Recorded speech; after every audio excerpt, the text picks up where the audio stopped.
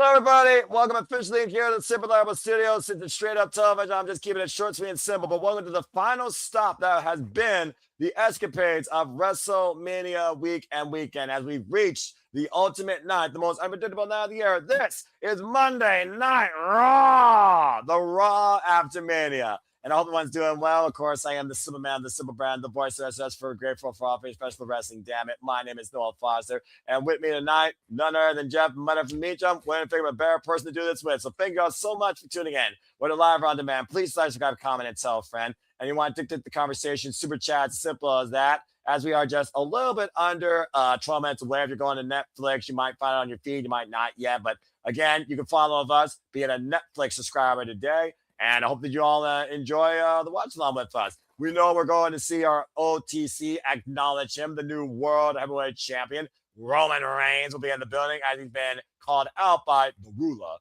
Femi, and said, come get me. I'm going to come here tomorrow and I'm going to discuss what's next. For the first time ever in main roster history, not since NXT UK 2019, Finn Balor takes on his star pupil, Judgment Day, formerly known as Jordan Devlin, JD McDonough in one-on-one action. Not the Demon Finn, regular Finn. It's teacher versus student for the first time ever. We also, of course, I just said, Femi, we will see him after defeating Brock Lesnar in less than 5 minutes. And the Beast seemingly retiring. And also on tap tonight, we will also see and hear from the brand new WWE Women's World Heavyweight Champion, Liv Morgan, where I'm sure trouble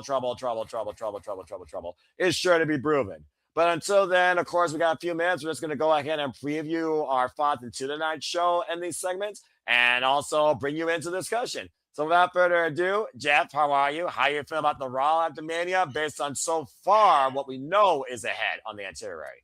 Well, I will say for everybody that celebrates this week like I do, Merry Day After Christmas. That's what it feels like for us.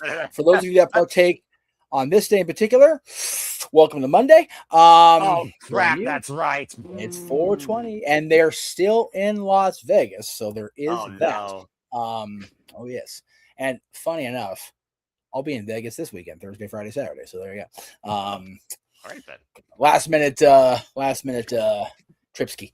But I will finally get my sister her bottles of Bella wine. So it's relieved as hell. I'm not gonna lie. That's enough to my friend's office since New Year's. Well, I mean, hey, it still lasts. So I mean, it works.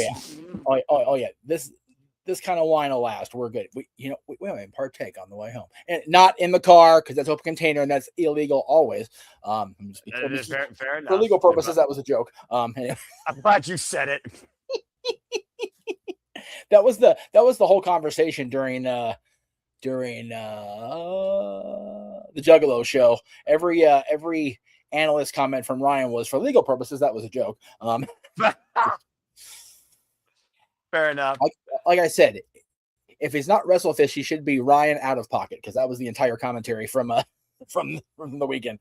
But I had so much fun. I enjoyed the commentary. I enjoyed WrestleMania. I've enjoyed going back and watching the shows now that I've had sleep to process me away from the in the moment of it. And yes, they didn't feel like WrestleMania for the most part, but they were still fun shows and things happened.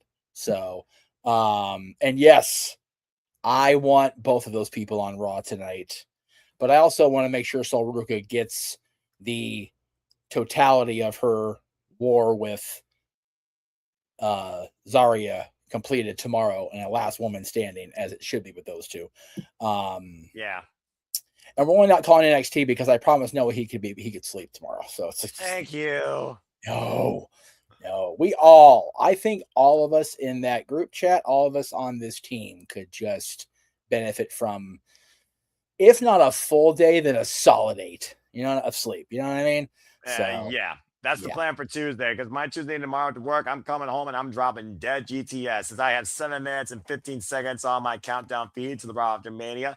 And also, of course, to your point, we know that NXT Revenge, will Revenge be carried out? Will Zarya still be in Saruka's shadow, or will So snatch her again and make sure that she stays out of her life, it seems? Again, Zarya says, I decide when this ends. And of course, all you go to the page, he lost on his chance to win the NXT Championship against Tony D. So it does seem like an appropriate swan song, much like Jessie Jane, who lost her chance in the NXT Women's Championship against Lola Vice, Walter's Mamacita. So I can definitely see, as we saw before, some NXT surprises showing up on Monday Night Raw and giving some tone for the future, much like last year. Roxanne, Julia, and Steve they all at the same time, same match, same disqualification throw-in segment, literally came in and basically 2 out of 3 basically have taken over the last year. Again, Julia, I'm hoping for so much more for the former World Star Champion. That's a whole different conversation. Yeah. But yeah, I always look forward to the Raw After Mania because of the idea of the unpredictability, where a business is so obvious to guess or foretell. So we will definitely see what happens here soon enough. And Christopher Leclerc, I guess he must be Jackie Redmond or Kathy Kelly. I will take it on the air until I hear from Michael Cole or see it on my feed. As I just checked WWE.com, and I didn't see nothing about that. What I did see is we will acknowledge our tribal chief, Roman Reigns, the new WWE World Heavyweight Champion, after being CM Punk in a classic where the reality has once again been restored as Roman Reigns is back on top. We have JD McDonough. I don't know how he's even functioning after that ladder match, but nonetheless, taking on not Demon, but Finn Balor, who's recessed back to human form. First time ever one-on-one on the main roster. They have not faced charge since 2019, a battle of pupil versus teacher. What is next for the ruler Obafemi after conquering the beast, Brock Lesnar, and seemingly retiring him? We'll find out soon enough. As of course, he and Roman have both called each other out. If that happens in the same segment, all bets are freaking off. I'm just saying, Jeff. I will say they did announce through socials that Rhea and Io will challenge, will face the Kabukis. So, here's my thing. Everything looked really copacetic between Rhea and Io. Easier for me to say. Yeah, that's fair. I'm not hungover. I'm just tired, y'all. Same. Well, we know for you. We know you're not hungover. If Noah's ever hungover on a stream, call the police because we got a real problem. Because it just didn't happen. You're not in reality in this case. So you need to either call the police or call 5150 because you've all gone crazy if you're seeing that. That'll be the day. Continue. Yeah. So they were way too friendly for my thought process if they're facing Asuka and Kairi tonight. Why do we need this tag match tonight? Except Io feeling like she's taken one too many bullets and is going to be given a reason to fire one back now. A little worried for the sanctity of the relationship between they call him Rio instead of Riho. Is that like a little yeah RHIYO?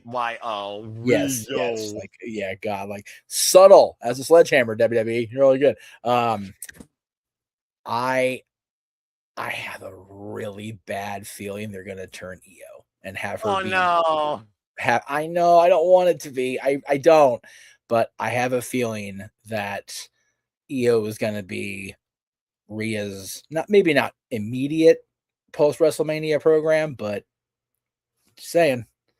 Well, the way I see it is also this, because there's an internal struggle with Kairi Sane, who still wants to follow her senpai, but also wants to make sure she doesn't disobey Asuka. You want to talk about someone that's taking bullets? Kairi Sane is taking a bullet for Asuka, sometimes inadvertently. And I do think the Kabuki Wars, much as I'm talking about women's tag team wrestling here and the lack thereof, I think they're going to go their separate ways. With SmackDown now having to bring up brutality as their champion, this could be a really swan song for Monday Night Raw to help Io one last time, where she might have to be in this war alone. They will always be friends to go for each other, but I don't think there's any purpose to turn Io heel. I think this finally leads to what people were hoping to see at WrestleMania, based on the outcome of this tag match. Io versus Asuka, which has to be the end game of Kairi Sane being Asuka's whipping girl, which I really hope Kairi Sane grows a spine, spinning back fists, and goes on her own to set sail to better ties. That's what I think is going to happen. As we are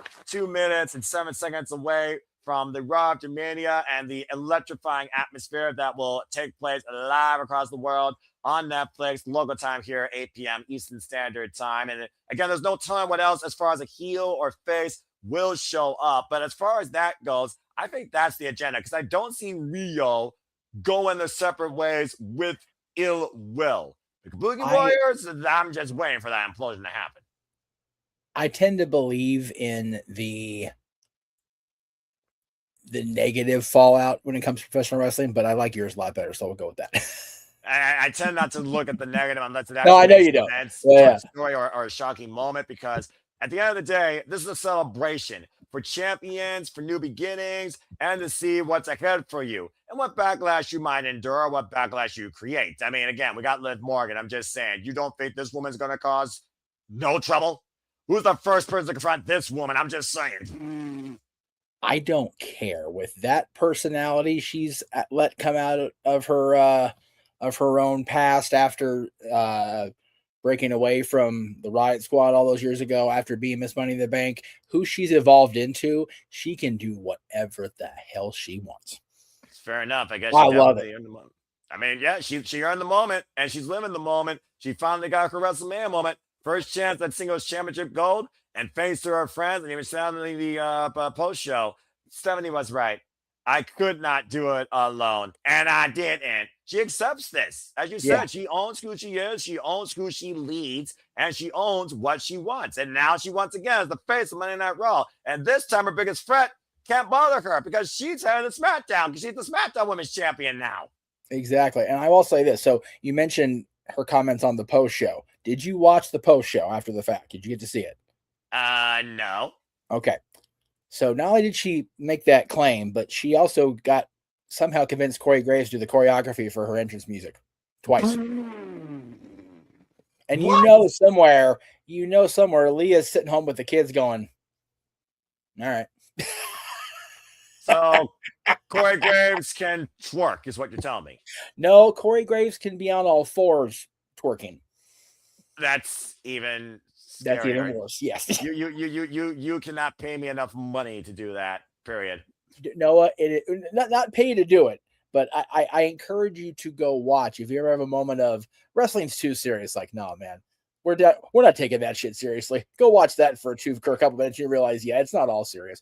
Okay, fair enough. With that being said, here we go. Countdown's at 0. Let's go ahead and get ready to dive into the Raw After Mania. This is gonna be fun. And please, for the love of God, don't be like After Mania. Please, God. Well, we are on Netflix. We are on television. You know, you've got your bloody hell, you're right. Ready, hopefully. I think I mean, you know, it's the only Raw I cover every year. So fudge it. Let's do it. That's fair. Hey, Statboy. And again, shout out to Statboy Mike that was there on the call me for both nights, and our Canadian finance that was on the call Saturday, and to the 20,000 combined that watched our call across the weekend. Thank you all so much. As we get ready here for Monday Night Raw, still, of course, from fabulous Las Vegas. It's, of course, Jeff, we look back at the fallout that was WrestleMania weekend, the moments, the matches, the sequences, and, of course, the results. Because, like you said, it was definitely a weekend to remember once again. Yes. While Mikey's aware in the chat room, I hope he's sitting down. Because I will say this once in front of everybody. If somebody wants to clip this, they are more than welcome. The first game of the series between the Anaheim Ducks and the Edmonton Oilers starts tonight at 7 o'clock local time here in California. California. Go, Ducks, go. There you go. I said it, and I mean it. Go, Ducks, go. You stay committed to what you stand for, man. And that being said, Danhausen, little Danhausens with the crotch punch heard around the world to Mrs. Tiny Balls. It's the mini Hausens. The mini Hausens. That's right. That's what they are.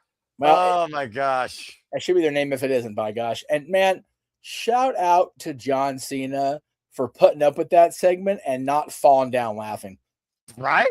John's a pro. I love John. How do you freaking not break out in laughter? I'm just saying. Oh no, how. I know how, because John Cena. You know, that's fair enough. He's seen it all, right? And my girls are tag champs. I knew you were happy about that. Of course, Trick Willie got the trick shot and became the United States champion. Becky Lynch finally got Jessica Carr to work to her level, and she won back the WWE Women's Continental title. Braun Breaker, faster than the camera could keep up her drone, spearing Seth Rollins, SmackDown, and having back in the Gooper's clutches as the Architect was incapacitated. Yeah. Stephanie Valkyria, of course, sent into oblivion into her own inferno as Liv Morgan rose to the occasion. Now is the new Raw Women's World Heavyweight Champion. And of course, Mommy is back where she belongs, on top with a pretzel cover on Jade, clearing storms for a new way to the SmackDown Women's Division. Get ready, SmackDown. Mommy's coming home. And the last we talk about Saturday with that Johnny Bravo Timu player, the better. Now, you know what though? Cody's still the champion. He is banged up today. God bless the man. And Pat cut the promo. Apparently WWE doesn't need to be saved after all. And he's gonna be a man of his word and go away, he says. So we'll see what happens. Jeez, that punt kick nearly closed Cody's eye. And again, Jeff, what can we not say about Oba Femi and Brock Lesnar? I can say I hope it's not a situation where we see Brock Lesnar out here in a salmon jacket tonight. I need this to be real. You know what I mean? But hey, they're playing the Oilers in the first round. I need the Oilers gone. Even if the Kings don't make it past the first round, I need Edmonton out of here. Anyway, I will say this, going back to Cody really quick. I really think the eye and the thing happened on the landing on the RKO. But if they sell it that it was the punt, that's the best way to get the 2009 Randy Orton punt back over. I'm about to say, because we haven't seen that punt literally since then. And I haven't seen a WrestleMania main event of this caliber and storytelling and comparative pure nature, one-on-one without any interference or shenanigans outside the still ring stats, referee offering leniency since WrestleMania 26. And that was a freaking no-holds-barred match. What Punk and Roman demonstrated last night in trying to prove a truth versus bring forward back a reality was absolutely insane for that half-hour plus. It really was. And, I pointed that when I was on the stream with Greg. It was not Roman Reigns that resorted to a blow to the groin. Punk did that. So who really needed help? After distracting the referee. And exactly. For all the and Roman showed Punk credit, respect as well. Okay, so they're showing that roller coaster. I have still yet to be on that coaster in Las Vegas at the New York. And not a big coaster guy for a long time because of all the concussion issues. But if the budget's there, I may do that this weekend. I may bring my little thing with me, and we'll see how Jeff does. We'll see also what Liv Morgan stirs up now as she looks to bring trouble as the new WWE Women's World Heavyweight Champion alongside Dominic Mysterio. And there is Rio as Mommy. To your point, it is official. Rio will have one last tag team match to get on Raw, taking on the Kabuki Warriors. I love it. Of course, we'll also, saw the Beast brought Lesnar leave his boots and combat gloves in the ring. We'll look more into that tonight as the Beast brought Lesnar. We'll be further discussed tonight on Raw to go inside the building and kick fans off. As we're looking live at the Capacity Arena in a building you're very familiar with, Jeff, the T-Mobile Arena tonight for Raw After Mania. Yep, the home of the Vegas Golden Knights, and I am a Kings person. I always will be, but that arena, that facility is awesome. And they won their first game of the Stanley Cup playoffs last night, defeating Utah 4-2. So that arena is riding high. Well, let's see what we kick things off as we welcome you, everybody, into Monday Night Raw Live. Well,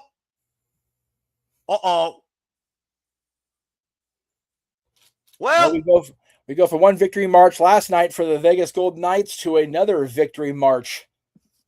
As we kick things off here, bringing you into Monday Night Raw with the ruler, Oba Femi.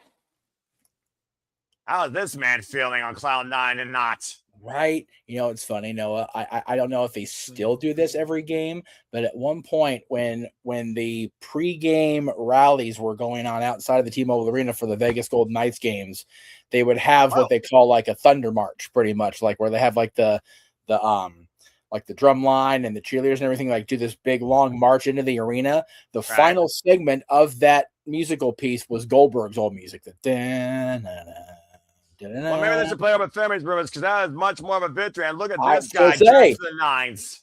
I was going to say they could definitely overlay Oba's music as the final leg of that victory march for the Vegas Gold Knights. And based on the victory he got last night, it may propel them back to the Stanley Cup.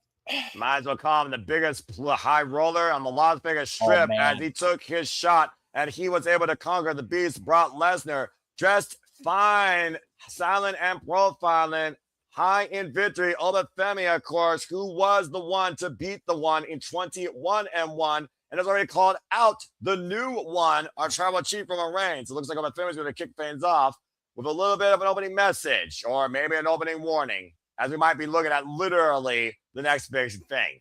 If we have a moment of quote-unquote F television after Oba's segment, I do want to talk about Roman Reigns and Brock Lesnar and their interactions over the years. Yeah, I definitely think that's worth talking about too, because boy, both of those men shaped each other's careers or shortened them. You be the judge. And then, Roman talking about Brock, talking about Oba. There's definitely context that needs to be addressed that was not addressed by our tribal chief last night. So, he never tells you everything at once. You know that as well as I do. I'll go ahead and see what Oba says here, as right now they're just chanting and he's just taking in the noise. I'm going to say it's just Oba and woo. That's what we're getting right now. I mean, again, he does that woo, of course, before he comes in. It's got to be a surreal moment for Oba Femi standing tonight, the Raw After Mania, after possibly retiring Brock Lesnar. I liken it to a completely different crowd reaction, let me be clear. Yeah, right. Roman Reigns staying in the ring after apparently retiring The Undertaker 9 years ago. Well, but Femi chants raining out loud and proud. As of course, we know the Raw After Mania crowd's the most international melting pot of insanity that always try to hijack the show. That's the thing. I don't think they need to hijack the show. This show's got so much hype coming in. Like, they're like WWE agreeing with the creative or not going in. That show delivered over the 2 nights for me. The ruler has arrived. Mic drop, Jeff. Straight drop the mic after 4 words. Just almost like, right? Jeez. Just like Roman Reigns. This is my yard now. Done. Except, again, that was 5 words. Crowd reaction. These guys all are into it, hail the ruler of WWE, Oba Femi. A new dark anomaly has come to light.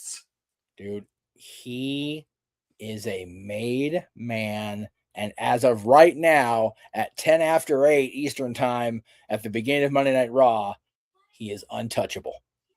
Yeah, well, we'll see if the Kabuki Warriors deem themselves untouchable, as once again making it personal with former family, as of course Asuka always claims to be Io's senpai, that is teacher or master, by the way, folks. And I've always been one who brought you success in WWE. You seem to forget this, but tonight you will remember. Thank you, subtitles. Since you devoted yourself to Rhea, how has that been working out? Trying to plant the seeds. See, I'm telling you, man. Jeff, don't you do it. Rhea is a champion now, and what are you? They worked together to beat Jade Cargill. They're both of them been on their assault. Io, you didn't have to happen this way. You could have shown me the respect I deserve. What, and just serve you, basically? Like a freaking... I'm not going there. Nope. I'm not going there. Nope. Not only did you make your choice, you try to corrupt Kairi, too. Kairi, you have to literally break free underneath this iron will of Asuka. You and Rhea will suffer the consequences. Because you're not ready for Asuka. Well, we'll find out later tonight. So, I didn't have the opportunity to see a whole lot of Kana before she became Asuka. Was this the aura, or is this amplified exponentially from that point?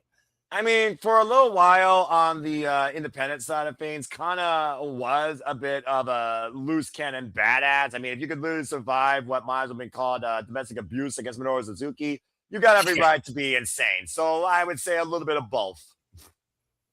Yeah, if you got to interact with a murder grandpa for any length of time, you're bound to have a little trauma, a little PTSD.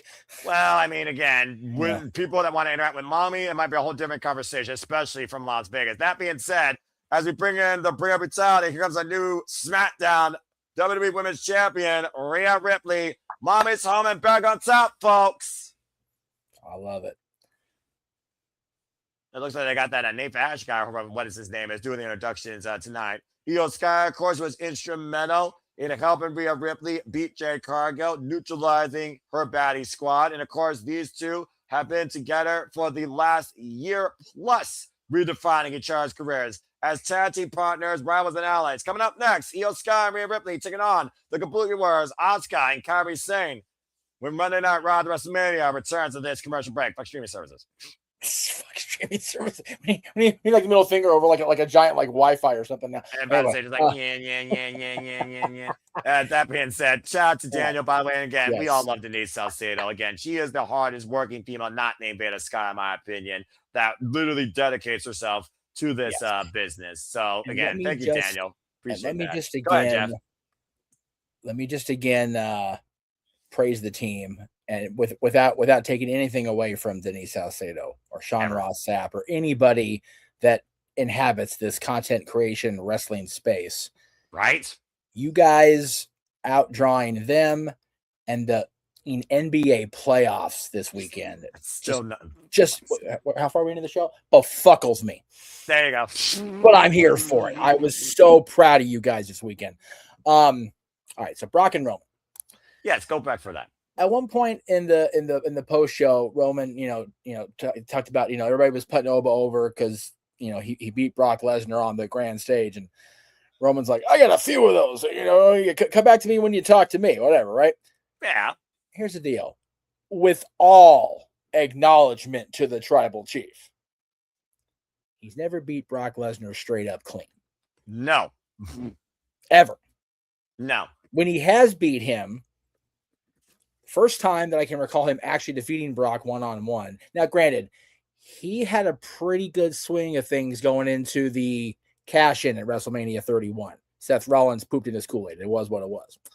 Yeah. SummerSlam 2018, he did, in fact, defeat Lesnar for the Universal title with a distraction from Braun Strowman. Exactly. He did, in fact, unify the titles at WrestleMania in 2022 by defeating Brock Lesnar in full bloodline tribal chief mode with everybody and their mother interfering. Yes. Just saying. Yes. And lest we forget SummerSlam, where the entirety of the ring structure itself interfered. You forget Tractor just lift the ring up. What the hell? Like, what are we doing? So, yeah, I will forever be convinced that if Roman's reign needed to end before the story was completed, it would have been at SummerSlam, because Brock Lesnar literally threw artillery at Roman Reigns and he still couldn't get the job done. Yeah. But it was never one-on-one. And I think part of, if they weave it right and they tell that part of the story, they could weave it in that it sits right here in the back of Roman's mind that he never beat Brock Lesnar the way Obafemi done beat Brock Lesnar yesterday. You couldn't not conquer what I conquered. No, exactly. You have victory. You have victory, but you do not have dominance. About to say, that's the difference. Yeah, exactly. And there's the reason why they're two different words. That being said, there's also obedience and there's also companionship. And I would use the first word to describe the relationship with the Kabuki Warriors, especially about Asuka literally holding Kairi Sane with the threat of punishment if she disobeys. Asuka and Kairi Sane, former, of course, WWE Women's Tag Team Champions. Last time, of course, they actually got involved in a one-on-one, Io Sky and Asuka. Yeah, yes. About to say. That's also accurate. Was literally back in 2023 over the WWE Women's Championship when Io Sky was the champion at the time. There you go. You think about again the tumultuous history, the fallout of the Kabuki Warriors and Io Sky and Rhea Ripley becoming pretty much the only friend that Io really had left ever since the fallout at Purple Australia, the fallout DDT injury. Every chance that Asuka could try and stick it to Io Sky, she's always tried to put her beneath her. And right now we're starting things off of how fitting. Kyrie, sorry, I'm thinking about the bygone era. Kyrie and Io Sky right now. You know, when So Kyrie cool. actually wasn't, I'm not going there. I'm in a good mood. But I Yeah, just, Kyrie to me, though, just should be so much more in the WWE, in my opinion. She's better than this. And Io Sky knows that. She does not need Asuka, and she doesn't need this Asuka telling her what she needs to be. No, it makes for good storyline driving, but it's like we need an end game here eventually, right?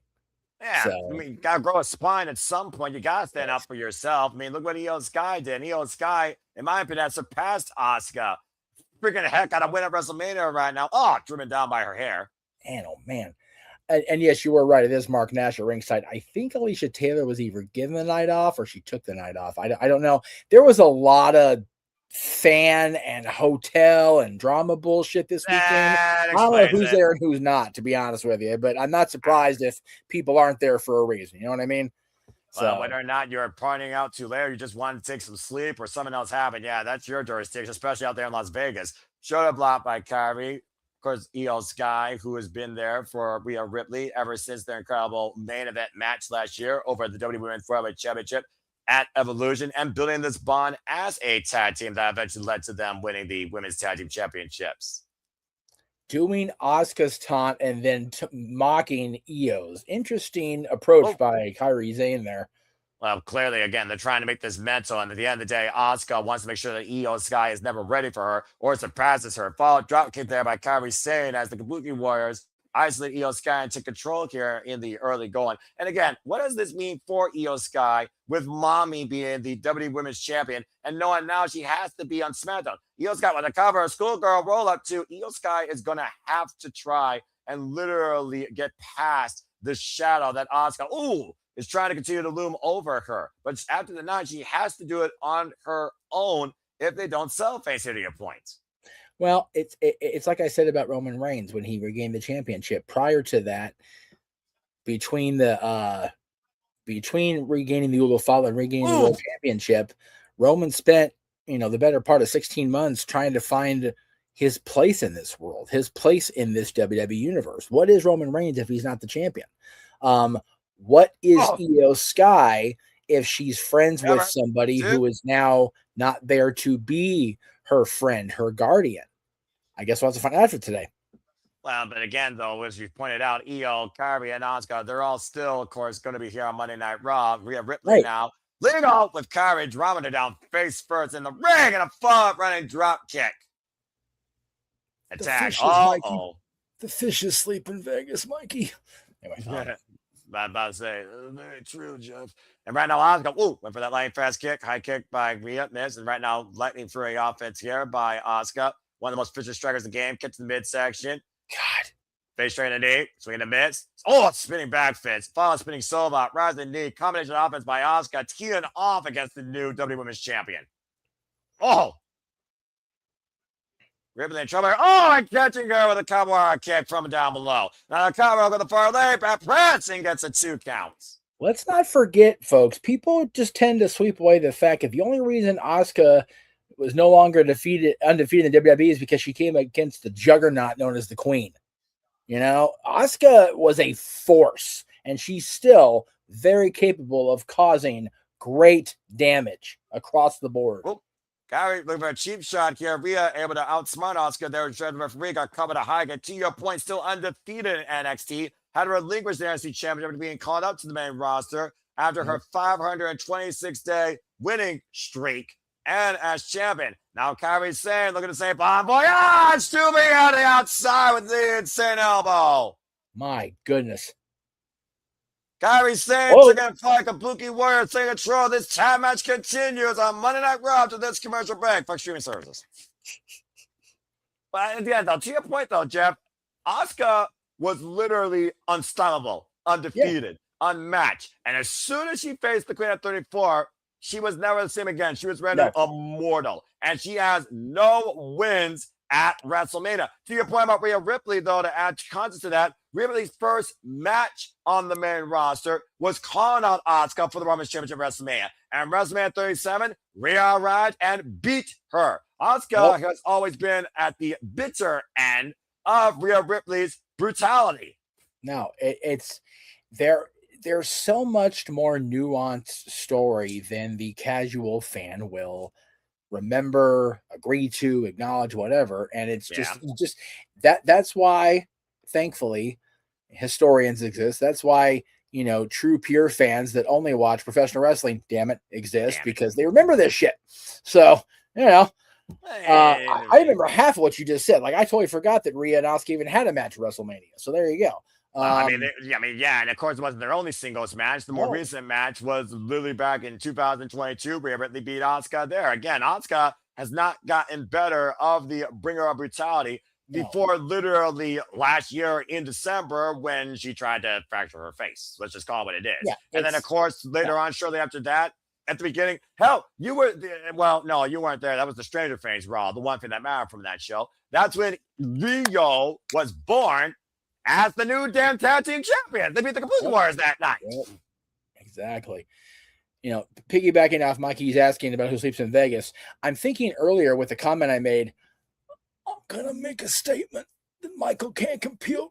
Anyway, I'm rooting for the Ducks. So there you go. Anyway, fair enough. I didn't forget Noah beat me to it. Well, you know, Stat Boy, now you gotta do your job. You gotta be quick on the button too, brother. Anyway, look, statistics aside, memory aside, we all have at least a little bit of our collection of the fact of the matter is Rio and Asuka have been at each other's throats for years, and I would say that Rhea has more often had Asuka's number. I would love, now that we have the benefit of technology, where we back in the days, you had these computer simulations pitting, you know, the great fighters at their peak against each other. I would love to have a 2K simulation of NXT Women's Champion Asuka versus Mommy Rhea Ripley from like after beating Charlotte at WrestleMania 39. Let me see that. Yeah. You know? That's a whole different game, because that Rhea Ripley was not there at the time, nor was that Asuka there when she finally faced Rhea Ripley at the first time, to your point, from half a crowd, but nonetheless. Yeah, not Asuka was not peak Asuka by the time Rhea Ripley became a thing. So exactly. And right now we are peaking here at WWE at WrestleMania week as we back on Monday Night Raw. Kabuki Wrestling Control, Kyrie Hojo with the nearly hook. It's a 2 count. It's so crazy how fast the machine moves, man. We just came off one of the biggest weekends of the year, as we always do WrestleMania, and already we're talking about Backlash on May 9th. It's like, off we go. Just boom, boom, boom, boom. I'm saying, there's no let up. Again, that's the thing about pro wrestling. There is no off season in this crazy world. And Rhea with a big elbows, Kyrie out of the corner. Rhea able to get out of the way. Now Rhea Ripley with a chance to make an attack. Wiping out Kyrie with that flying kick. And now Rhea's got a chance to make the tag to Io Sky, who is bouncing on the apron and stands ready as Rio looks to start things right following WrestleMania. Asuka, though, stands on the opposite side. Might finally get Asuka versus Io Sky and see who truly is who's senpai. Time it Asuka and time it Io Sky. Here we go. And here comes Io. Shote. And squaring up against Asuka. But I say, literally her senpai in front of her. And again, there's that long foundation of respect, especially Japanese accustomed. Ooh. Oh, yeah. Kyrie again routed to her own partner. Little miscommunication created there by Io off the ropes. They Julie of the G of the Sky with the follow-up drop kick. And a kip up. And with success. Look at her. Everyone loves Io Sky. Everyone's crazy as Io Sky. You know, it's just one of those things that just developed over last year when you think about when Io Sky beat Rhea Ripley for the Women's Heavyweight Championship prior to last year's WrestleMania. It really came into her own. And now the double knees in the opposite corners to both Kyrie and Asuka. And Io Sky completely turned this time match around. There they going, Jeff. Her energy is just infectious and endearing and exponential. Covered now by Io Sky on the net run. 2 count on her senpai. A long 2 from Eddie there. 2 feels like the longest number just to get to the next number anymore, it feels like. Io looking to make the tag, and Rhea Ripley now is legal up in the apron, and Asuka staggered in Rio's corner. Might be looking for the same combination that led to them winning the WWE Women's Tag Team Champions with the Razor's Edge. Jesus. And now Io to the top rope, missile drop kick, sends Asuka up and over. Deep match book cover by Rhea Ripley, and Asuka escapes at 2.5. There go the replay here, Jeff. Look at that distance. I don't think Kyrie got there in time. That was Asuka having to power out. Good on her, though. She got out of it, too. Well, I know that Io and Asuka respectfully are still looking for revenge against one another since. Positively looking for the red side. Asuka, cheap shot to Io. Of course, NXT Revenge. The Twig event continues tomorrow on the CW. And right now, Blind Tire was made by Kyrie. Code Breaker by Asuka. Follow-up, Net Breaker. Blockbuster, float over. Kabuki Warriors, Slay. The champion. Back and forth offense. Scare cover by Kyrie. And Io with the save. Wow, that was really close. And think about what it would mean. Oh, man, that buzzsaw. Think about what it would mean, though, for the Kabuki Warriors over Rio, let alone over Rhea Ripley. Oh, man, victory on the double stomp. God, that double stomp just is unnecessary. God. If I was saying you want to really try and knock the point out. Right? Right now, Kyrie again talking about we can be a family again. Oh, man, driving her and Asuka with the tope suicida. And again, Kyrie and Rio are legal, and Kyrie might inadvertently cost herself. Oh, the headbutt to the heart. Jesus criminy. Now it's married to Io Sky as Rio has Kyrie cooked for the riptide. And again, Kyrie's going to eat the shit. And Kyrie's going with herself over the moonsault cover. Put the front leg. Rio with the win. I'm glad to be wrong. Tell you what. Told you. I know you did. So, is it me or is the theme of the weekend on attire green and purple? Like every match, not just in WWE, every match this weekend has had somebody in purple and green. I guess that's just the colors anymore. I don't know. I love it. I love it. I mean, it's a good combination. Again, great combination by Rio with the riptide and this picture perfect over the moonsault by the genius of the sky as Kyrie eats the defeat and probably is going to deal with Asuka's wrath later. Dude, green shirt guy either had family or he multiplied overnight, which is frightening. Front row. Yeah, about to say, wouldn't surprise me. Yeah, well, it's Vegas, you know. What happens in Vegas apparently will stay in Vegas with any luck. That's a lot of green people. Anyway. Again, Asuka reading Kyrie the ride at as Io Sky sticks it to her senpais. Of course, we look back again at WrestleMania 42, delivering a weekend of monumental moments, especially Sunday now when Oba Femi demolished, conquered, destroyed, literally ruled over Brock Lesnar. Just it's crazy to me. It's still. Oh, jeez. God, this man, JD McDonough should apologize to that ladder. I'll tell you what. We go backstage with Scrap Daddy, General Manager, Adam Pearce, Monday Night Raw, with the still WWE Intercontinental Champion Penta Semiato. Two great former world champions of respective other companies. And Javon Evans, of course, a guy on the rise. What did you think? But who ruined you? You know I was going to be champion. Oh, the jury is out. Okay. Just want to be real. We stole that show last night. And we do it again. So, but you know. Isn't going anywhere. My tires are going anywhere. Because I intenta estilo dinero.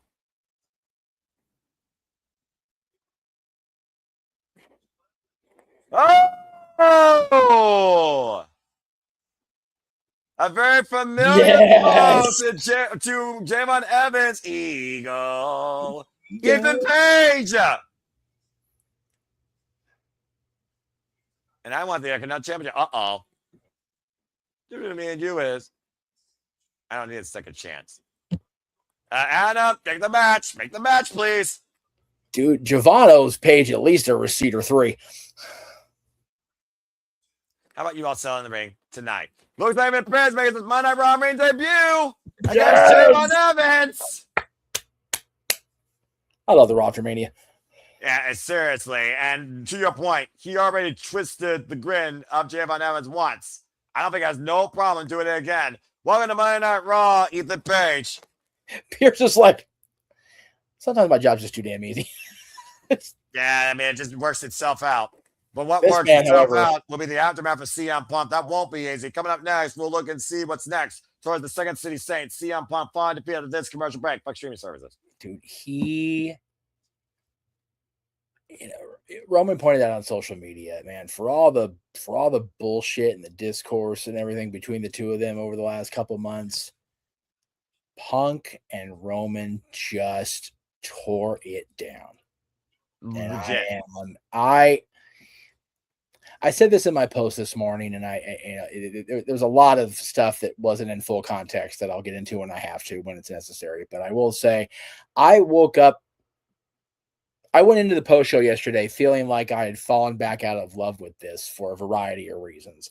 But being able to be on the stream last night and getting some sleep, getting some perspective, I go back and I watch that match and I go, for every bit of whatever, stuff like that is why I fell in love with it in the first place. Exactly. Those guys had no reason to go over almost 35 minutes other than they can. And they did. Just like Randy and Cody didn't need to go as long as they did. They just did because they can. And when you're in the top spots on both nights of WrestleMania, that's what you're supposed to do, is deliver. And I think that the matches themselves deliver. That statement may come back to wreak havoc on my brain later when I'm proven wrong because of whatever. And we'll see how things play out. But long term, who knows? Short term, I am happy with the way the nights worked out, and I am so ecstatic for Ethan Page to be on the main WWE roster on Monday Night Raw, even though he won't be on SmackDown with Chelsea, which sucks. Although Chelsea might move to Raw, you never know. Things, LOL brand split, right? I mean, to be fair, yeah, that's kind of the MO I always give. I mean, it's not the first time we've seen champions lose, swap championships, and go to different rosters either. But Judgment Day is Monday Night Raw, period. I think that's highly unlikely in all likelihood. They've literally been nothing but Monday Night Raw. It's for me, I like this night and I like SmackDown because we get an indication of who we're going with, what we're going with as the new year, quote unquote, WWE starts. Because Day to WrestleMania is always a reset button. So exactly. We hit our creative finish line. So now we just wait and see what happens. Yeah, and again, there's still so much more to think about. How does Seth freaking Rollins respond to Braun Breaker spearing SmackDown and having Cousins match against Gunther? How does Gunther follow up in this favor to Paul Heyman? With Paul Heyman probably still distraught that he saw the end of his client, his friend, Brock Lesnar. Yeah. There's still a whole lot more Raw aftermath yet to unfold or even be foretold as we're just starting here from Las Vegas in the T-Mobile Arena, of course, the aftermath that is WrestleMania, the Raw After Mania. Lights up bright, a nice sunny day on site in the jewel of the desert that is the city of sin, Las Vegas. Quite a skyline there. Good grief. Oh, I love the Vegas skyline. People, say it's just overdone. I love going to Vegas. I love flying over Vegas when I can tolerate being in the air and just seeing all those lights under me. But man, driving down the strip, especially at night, is something everybody's got to do at least once in their life. I love Las Vegas. I know a lot of people don't, and that's fine. But I love it. Looking forward to it. And of course, right now, it's a big deal when the Spanish announce team is on a Monday Night Raw. Marcelo Rodriguez and Jerry Soto joining Michael Cole and Corey Graves again, folks. Thank you for tuning into our coverage at the Cinema Studios. For our coverage of Monday Night Raw, Noah Foster, Jeff Muther. Hope you all enjoyed. Again, please subscribe, comment, and tell a friend. As we do this for the biggest shows, PLE's premium specials across all things professional wrestling. And again, there's no bigger night of the calendar year for WWE than the Raw After Mania outside WrestleMania. It's Royce Keys, Powerhouse Hobbs, and this year's Andre Giant Memorial Battle Royal winner taking in the festivities tonight for the Raw After Mania, hoping to one day reach the grandest stage of them all. I'm so goddamn happy for Hobbs.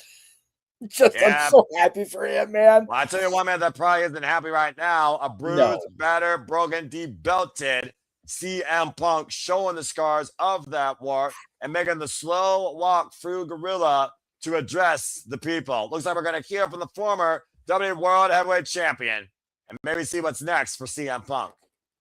I like the alteration color scheme of having the black and gold Vegas Gold Night colors, but man, Phil is going through it today. I mean, again, Jeff, he wanted his dream. He achieved his dream, but he lost to reality. And again, like last night, no music walking into the arena. Well, he's letting his family introduce themselves to him, clearly. Remember, this is the family that defied Phil Brooks for literally 27 years.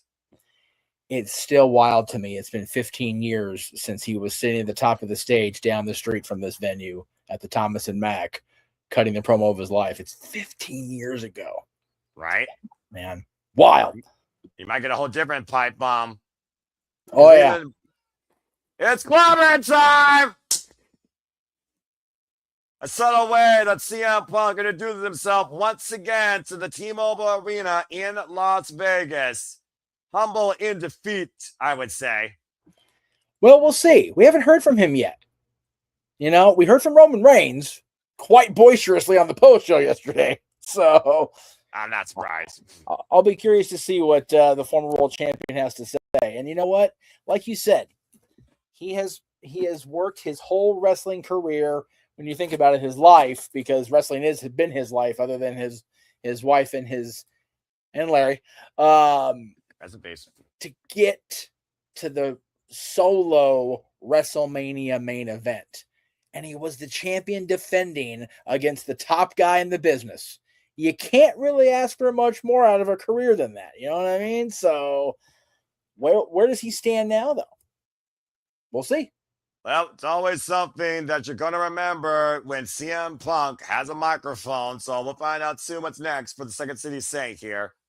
Sooner rather than later. Just taking it in right now, considering the dream is over, at least for the next year. Time for a new one to begin. Former two-time WWE Heavyweight Champion held that title for 169 days. Again, a commendable run across 5 defenses until he ran to the reality that was Roman Reigns.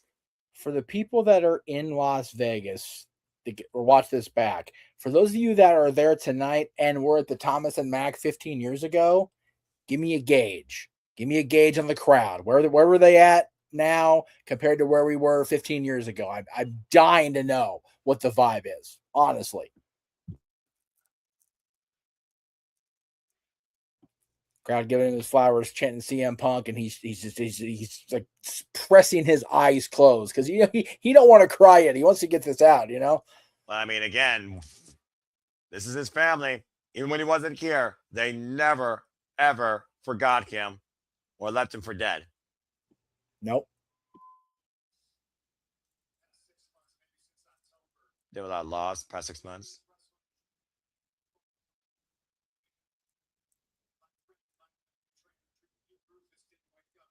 Dude, the Brufus didn't wake up at one point that morning. Oh, I forgot about that.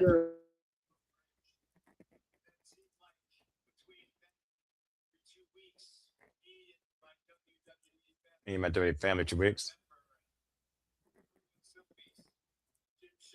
Jim Shank, David Coach. He's the cameraman, hair makeup. Producers, people in the truck drivers, giving his jitsu.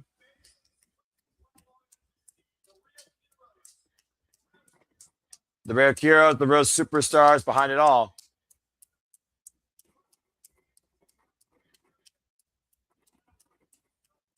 Like grinding day in and day out to give up to their families.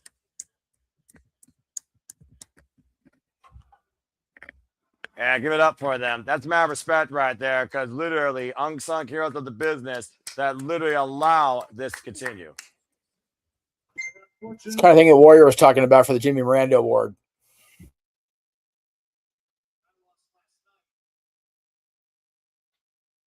Yeah, I lost last night.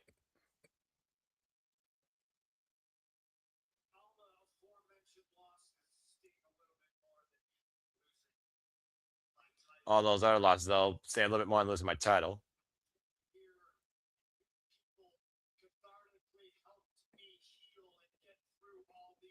I came here and you people could finally help me heal and get through all these losses.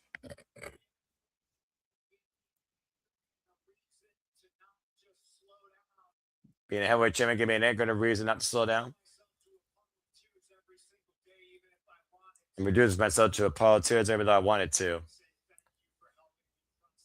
So on that, I just want to say thank you for helping me process all that.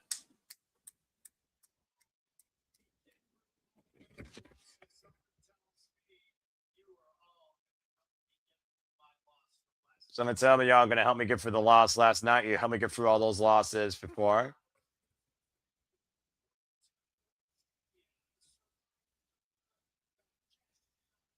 I wasn't supposed to be champion. I survived government, got cashed by Seth Rollins.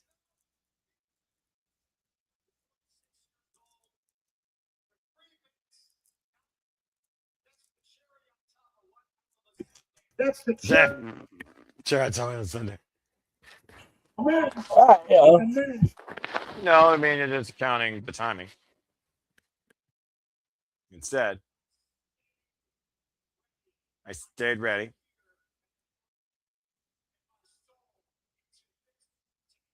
Poured my heart and soul into this to entertain all of you.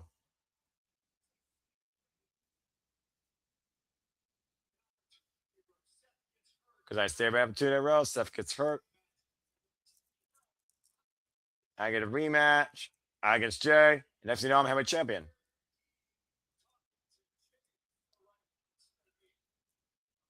The Jay was announced instead of me. I don't know why you're booing that. I don't know why you're booing I like to eat too. I like to eat too. that was a nice save of Jey Uso from CM Punk there. To be fair, Jay needed that save. Let's just call it what it is. You know why smiling? You know why I scream my step? It's because I'm still the best in the world.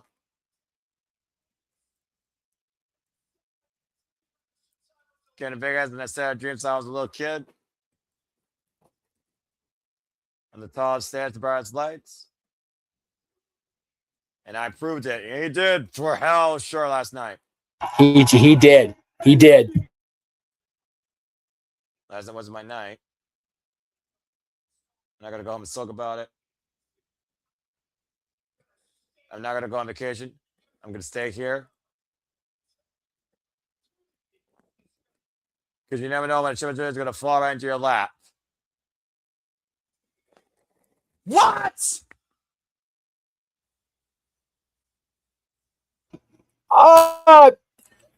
You're not medically cleared, sir. Yeah, how about that championship opportunity? Let's welcome in the American Nightmare, Cody Rhodes, who still holds the undisputed WWE Gold. I don't know if you thought of this guy, but oh my God. And again, that's makeup. A lot of it's makeup, let's be clear. But still, God. though, I mean, good grief.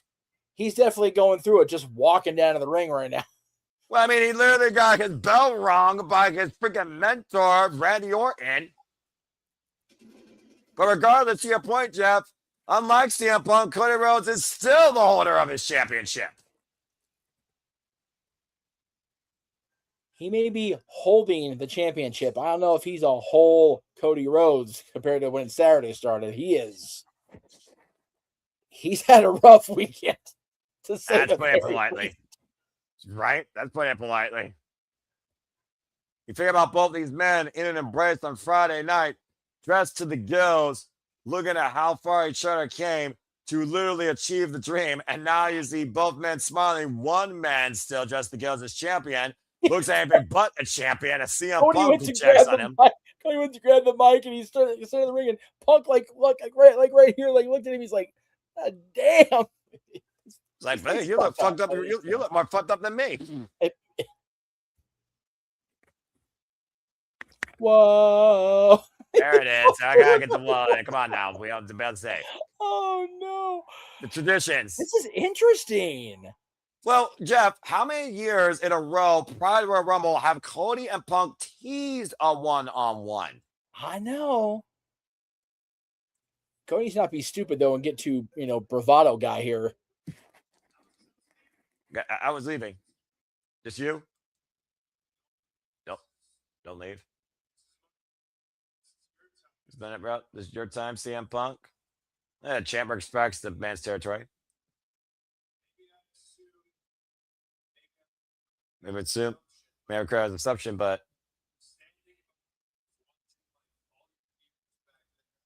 standing by.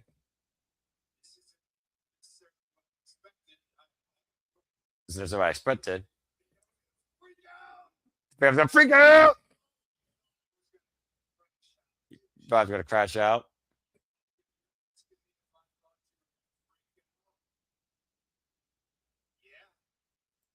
But yeah. Oh, be careful, Cody. Okay.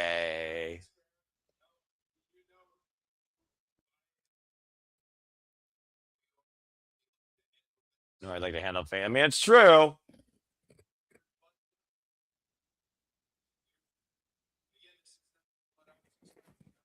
There's no respect. I'm glad. They're scared of the flowers that they did. I Always. don't know if I like where this is going. I'm a little bit nervous. Yeah, if I'm being perfectly honest here with you.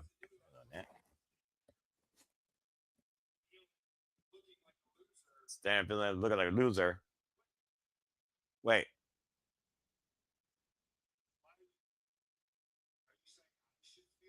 Wait, are you saying I should feel like a loser? Oh, no. Okay.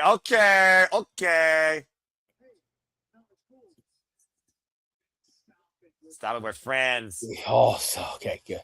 Good boy, Phil. Good boy, Phil.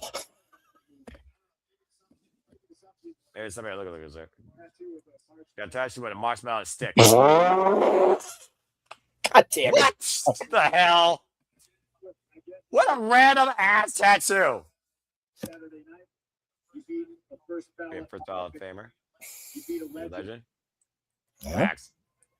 But here's also what you Here's also did. what you did. It's hard. This is This why is what you feel. What you feel. you beat a friend. You be a friend. You beat somebody who You was be your someone who was a mentor. I said that. You somebody I hate. That's easy. He's stumbling through his face. Stupid face with his Look, pretty white triple teeth. I mean, again, Cody doesn't wrestle like Punk. Punk don't wrestle like Cody. But the similarities, though, outside that, in the way of the word, I am a loser. Oh, man, this is scary. You feel this like coming to the head. I'm free as a bird right now.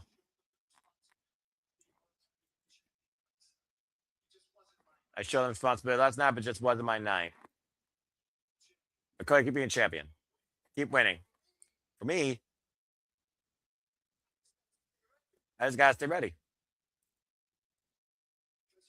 Because you never know when a champion opportunity.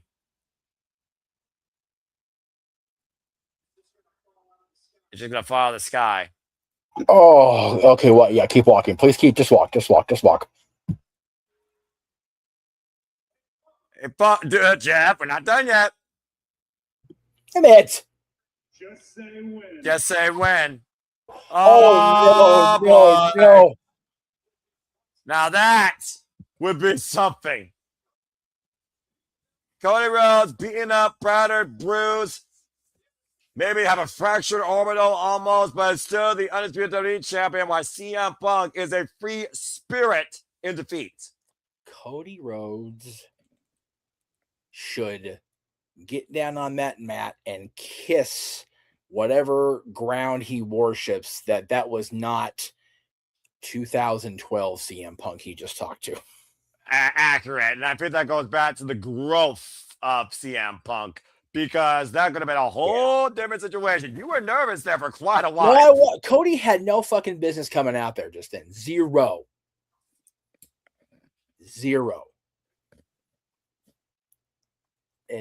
Oh god, that was scary.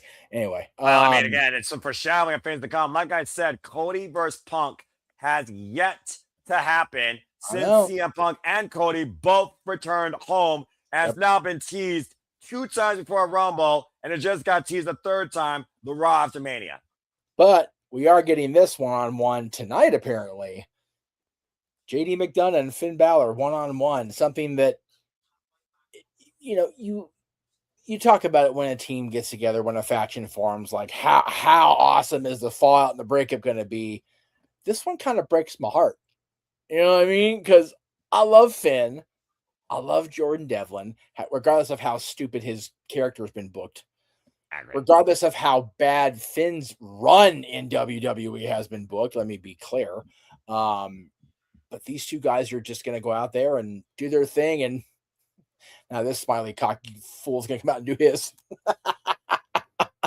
Ego. To that point, all Ego Page, former NXT champion, NXT North American champion, stand up from Canada. Shout out to our friend, Shout by Dash, of course. Yes. Now making a kid's Monday Night Raw debut, of course, after failing to capture the NXT championship against Tony D. Ethan Page is in action next against bouncy Jalen Evans, who's already twisted his grin once before, and I think Jalen Evans is ready to turn Ethan's grin upside down. Ethan Page, Javon Evans up next on Monday Night Raw as Raw After Mania continues from Las Vegas. After this commercial break, fuck streaming services. But a hell of a segue to the commercial with that beautiful Vegas skyline I talked about. I'm about to say, you're talking about the Vegas skyline. So, again, the suspension of disbelief, though, that there's a clarity and a freedom not having to bear that heavy responsibility. And CM Punk, like I said, I don't know if he necessarily was humble, but he certainly seemed far more comfortable knowing that, again, he just has to wait for the next one to go around. Sometimes you win this business, and eventually you have to lose because nothing lasts forever. And he's looking forward to whatever the next chapter is. But Cody being there just to, I don't know what that was about for Cody, to your point. Was it to encourage Punk? Was it to remind himself what it means to feel like that state? That was a very interesting face-off. And again, it just happened, so trying to dissect it like a freaking science experiment is a little premature. But that's fair. I don't see a reason that Cody had to come out there in the condition he's in and the beat up state he's in. You know, both those guys are the great example of a country song. Sometimes you're in the windshield, sometimes you're the bug. Okay, and both those guys went through it last night. Just one's a little less bug than the other because he's got the freaking gold to protect his face. Although it didn't do much for Cody's face. Let me be clear. I was about to say, let's make sure we got that out there in the ether. Yeah. I'd like to believe that there is a plan there, and it's not just a random making us go what row like I just did. But Cody. I can't make myself believe that Cody and Randy is done, even if Pat McAfee's part of it is over now. I can't see it being done with Cody and Randy because Randy punted Cody's face halfway in Utah. So I just don't see it being done there. Cody and Punk, I'd rather there be a definitive end to Randy and Cody before we move on. That's fair. And again, I'm sure we'll get more tensions with that on Friday night SmackDown, as I'm sure we'll talk more about that as well. As far as Ethan Page and Jalen Evans, they go all the way back to 2024 when they first faced off each other. And of course, they were involved in the Iron Survivor Challenge where Ethan Page was scared for his damn life against the ruler of family. Can't say I don't blame him.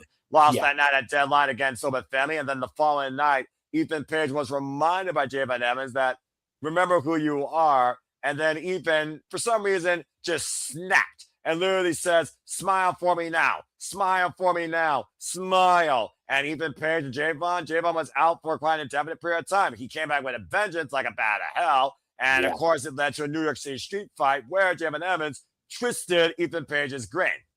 Yes. A little bit of payback for that dental surgery that he had. This will be their first one-on-one. Going all the way back to literally that New York street fight last year in March.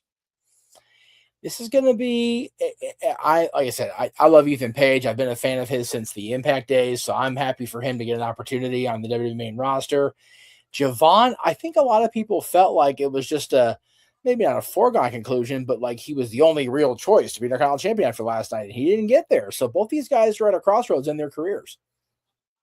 And of course, Ethan Page, former NXT champion, won it notoriously quick at NXT Heatwave at the expense of Javon Evans and Trick Williams in a fatal four-way. And a former NXT North American champion, two-time NXT North American champion, or should I say NXT Canadian champion, as he made that title the best feint since Canada. Nice shoulder block there by Ethan Page, taking on Javon down. I mean, again, he Canadianized the NXT North American Championship, even though North America consists of Canada, America, and Mexico, schooled by Raw by Javon Evans, and a 2 count. But he truly made that title his own before losing to Miles Bourne. Whoop! Nice escape there by Javon Evans, the elusive nature of this former Deadlock Pro Wrestling standout. Patron, look at it again, the escape into the stunner. God. Again, less than 24 hours after going through that ladder match barrage of bedlam. And right now, just bringing forward. He's 20, 21? Yes, right? 21 years old, 8 years involved in the game. God. I'll And tell you yet this. the whole going in WWE. At 21, whoever's riding with him this weekend in Vegas, keep this boy out of the bars. We don't need to corrupt him just yet. He's just a baby. I mean, you know, he's been here. He's been a good lad since 2024, even endorsed with the future by the Viper Randy Orton, faced him in St. Louis one time during the CW premiere of NXT, of course. But Ethan Page, like we talked about before, savvy veteran, and don't let the ego or the bright pearly whites fool you when it comes in bell to bell in that ring. As calculated as they come. Yeah, it is. Oh, he's a veteran. He's been around, but he's a frustrated veteran right now. He hasn't been able to get back to where he wants to be in NXT. He hasn't been able to regain that championship. And now he's on the main roster against a kid who has been wowing the entire world from the moment he came up. You know, does Ethan win his first main roster match, or do they keep the momentum going for Javon? We'll find out here shortly. The Lyra press the car of Ethan Page. And again, to your point, Ethan Page had his chance multiple times, literally in the last 2 weeks, to regain that former glory and possibly become the NXT champion. He lost to Sand Liver, and he just lost at Tony D NXT Revenge, which might as well been his farewell from NXT. We have seen him before, though, here on Monday Night Raw, get a match and then go back to still work a little bit longer in NXT. Stephanie Valkyrie, primary exhibit. And we all saw what that led to. The Jessie Jane WTF moment of the year. And she became anything but a second wheel. She became the face of that division. She certainly did.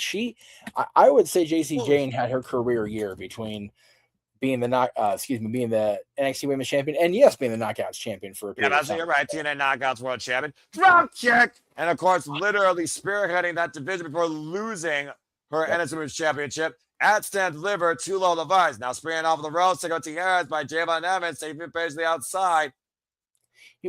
I'm curious in the Performance Center and throughout the wrestling schools around the world, is everybody having like a drop kick seminar? Everybody's throwing the best drop kicks I've ever seen all this week. And Javon Evans showing you can bounce back to the top, flying over the top rope. Why don't you pair this match continues? Fuck streaming services. Good grief. Boy just launched himself. He did. Flying. If I even tried to get over the top rope without touching it, I think I would break my hip. Like, and that's just not me being an old guy. That's just like physics and reality. And you and me both, dude. Again, I don't know how you get that sort of spring in your step, but your boy Bouncy, is what the name implies. That's 6'5", 180-pound spring, it feels like. It is so gratifying to see people like Ethan Page getting there. Okay, I'm gonna share screen this. It just popped me. I'm sorry. Give me a second. What is it? What is it? Hey, fine. We got a commercial break. So again, I know. Well, it very much ties into the fact that we're in a commercial break. Oh no. Oh yes. Oh boy. What is it? What is this? This is good. This is good. There, get ready for a resume. All right. Let me go ahead and hit the thing. Let's see what we got. Then versus that. We're in the attitude era today. Damn it. I love the internet sometimes for shit like that. Oh my gosh. And I can't argue against it. Accurate. It's the greatest thing I've seen all week. Not counting the stats of having 20,000 people watch you guys. Oh my god. Oh my gosh. No. No, Just- but yes, it's so damn just true. Out It's so damn of true. fucking pocket on that one, and every bit of it worth it. Wow. Accurate though, seriously. and every one of those, and even scarier, every one of those advertisements are also accurate. Right? Everyone. You figure right now, let's see. ESPN, we were on last night, DoorDash, everybody's DoorDashing lately, and they've been a major sponsor. Papa John's, damn pizza. Prime, oh god, I didn't see Prime Ball. Now I'm gonna be sick. Snickers, Slim Jim, and Netflix. It's like pretty much. Yeah, I mean, yeah, that pretty much covers it. All you're missing is dew wipes. So Charles, it's on Twitter under the give me a second. At 90s WWE 90s WWE on Twitter. Oh, that count. It was about 6 minutes ago, from my perspective. So good. That's not good. That's freaking That hilarious. account is a gold mine. Sometimes I'll be doom scrolling because I'm guilty of it. I don't give a shit. I can admit my problems and just I literally stop my tracks going, God damn it, every time I see that account. Well, let's see if even page stops cheering my name. This track as Monday Night Raw continues. The in-ring Monday Night Raw debut of all EO even page. Taking on Jamin Evans, who's looking to soar again. Tope Suicida, wiping new fan on the outside. Against a very familiar, formidable foe that literally rearranged his jawline. And once again, bringing him back inside the ring, and Ethan Page is swinging a miss, though. And Javon beating Ethan to the punch. Jamin Evans, a former Deadlock Pro Wrestling World Champion. Oh, man. Rolling kick right now, and Ethan Page, of course, disciplined travel veteran of the game, as we talked about, created his own company in Canada, flying with the springboard lariat. Cover over the far leg side, Prancing gets a 2 count. Take a look at the replay here, Jeff. Again, freaking flyer miles there, and hang time. Wiping it out. Yeah. Ethan Page. Javon Evans, I love that the gimmick is he's bouncing and he's got that, that's the thing. He flies, he bounces the thing. He just got to remember that it's not all about the flash and the sizzle. Sometimes you need that steak too. I'm about to say, Ethan Page right now going up to the top rope. Jamin Evans though with the headbutt though. Last time these two met each other in the ring was back at Triple Odd WWE World's College 2025 in Las Vegas for the XT North American Championship. Fatal 4-way. Ethan Page won that night. Iconoclasm. That was nice. Up with a power slam, takeover, and a 2 count. Man. Yeah, Iconoclast into the literal pop-up power slam. Power slam. He power slammed him into that mat.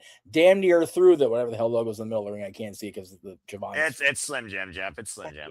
It's the biggest damn logo on the ring. That's what I get for asking. It's all right.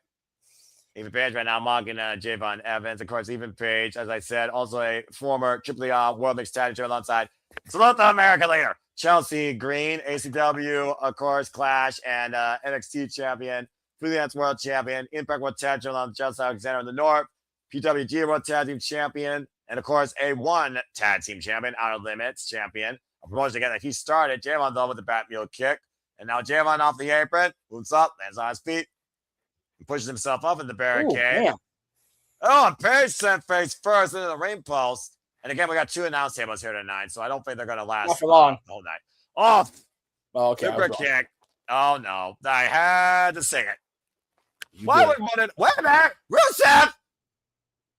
And Evan trying to fight off the Bulgarian Brute. Are they?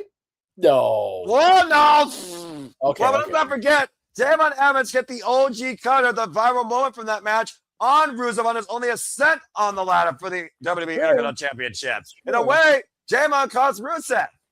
Yes. And now Javon possibly looking again for that OG cut. Oh, man. And a mischief ball in the face.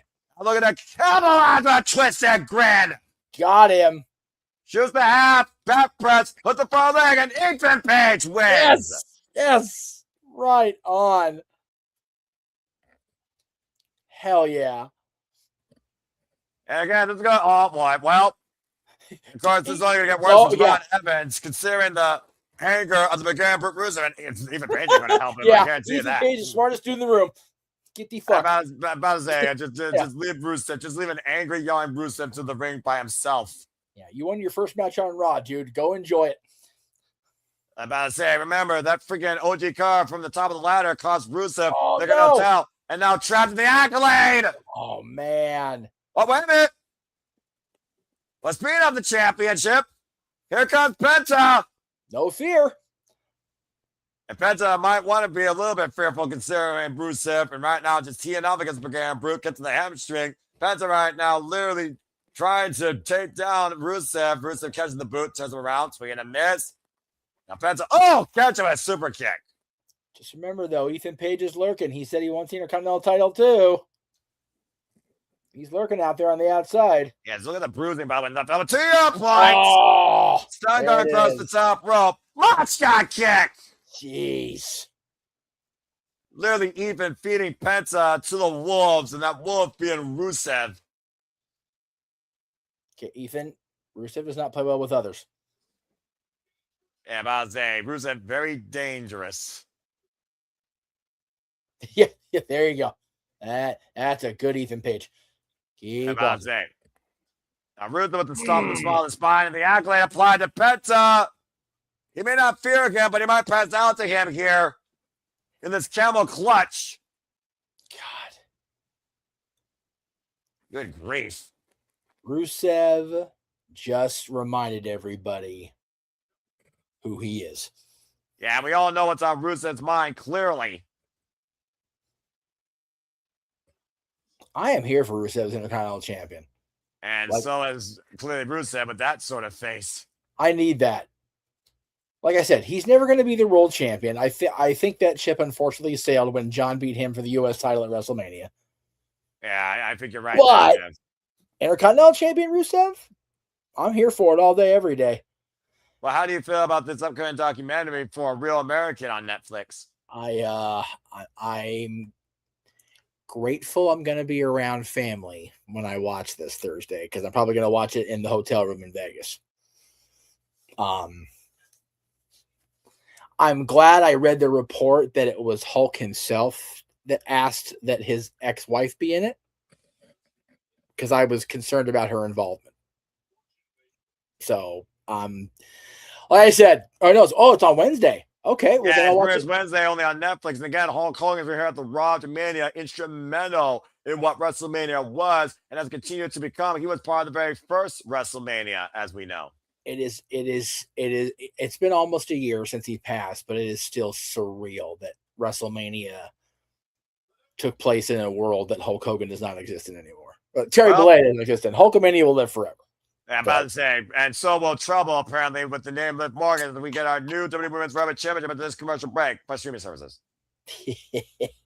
And again, like I said, Liv Morgan, she has literally defined herself strictly only in WWE. Whether or not you can say she was handed everything with all the best tools possible, it did take her literally 13 years to finally reach the summit that was winning at WrestleMania. Yes, exactly. I'll be right back. I'm going into the other room to grab a little nourishment. I don't blame you there. And I think this might be a good time for everybody just to take a little bit of a little break yourselves, a little yaki. So I'm only going to run one advertisement because we're not crazy like TKO. But we will see you shortly after this infomercial for what's ahead on the Super Live Studios watch along schedule. See you after this. And now for a taste of things to come.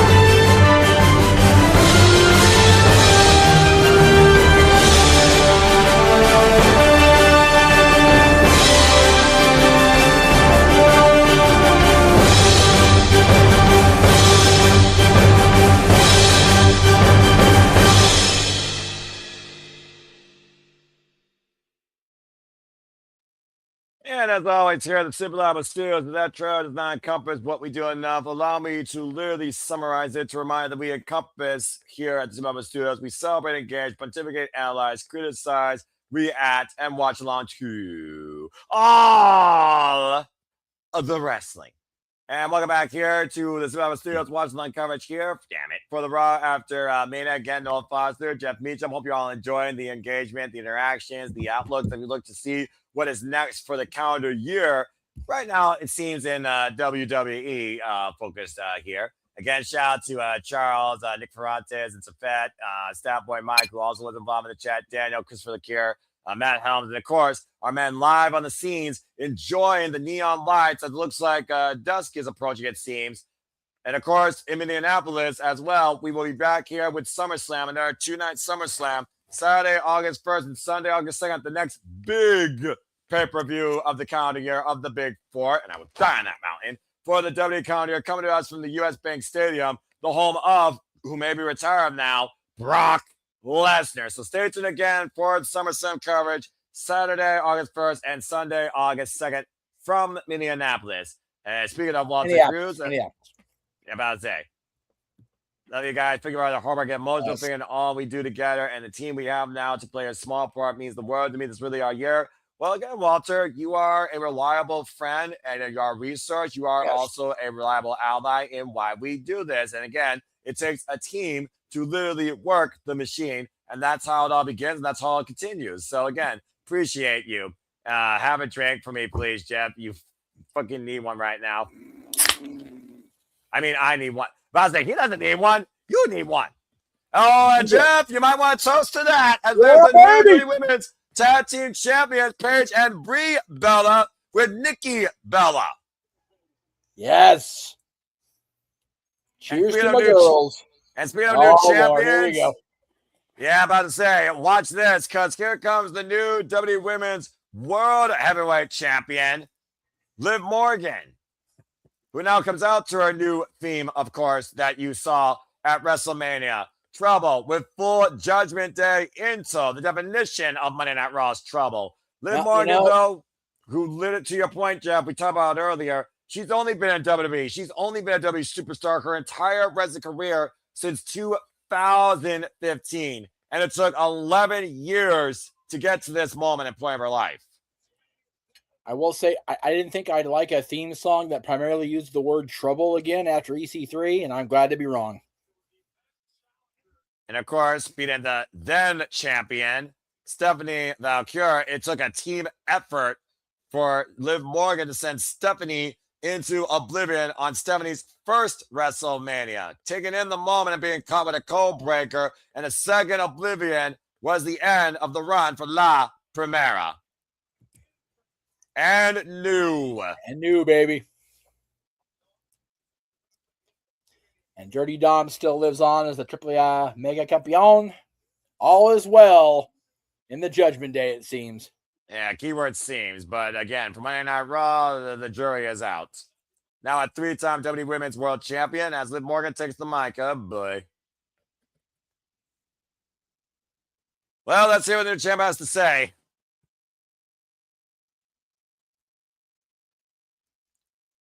And JD, he better get ready for the match that he has ahead. And Don Mysterio, like he's lucky he's still able to literally see clear after what the demon did to him. I was going to say, Liv out for a promo, but she's dressed to fight. Well, she's always ready to cause trouble or be part of trouble. Yes, she is.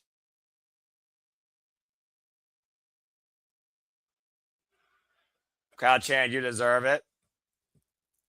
Mixed reaction to that. But again, this is the melting pot of the WWE Universe, and many, many fans have followed Liv Morgan.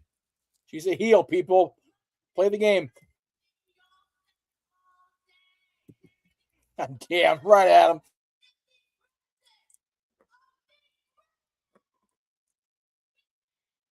Presidents of the greatest women's world champion of all time. That's a stretch.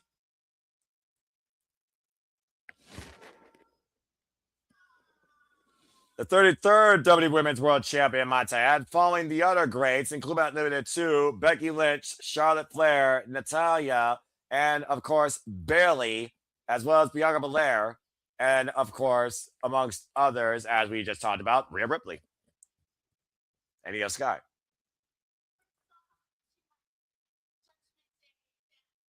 Thank you to our Judgment Day family.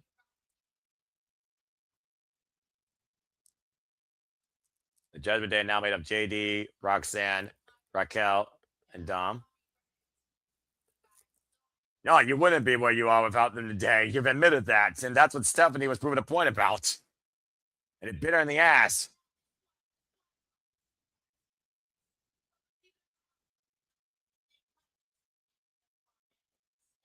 Oh, she's actually figuring a WrestleMania opponent, Stephanie Valkyrie. That's a unique choice.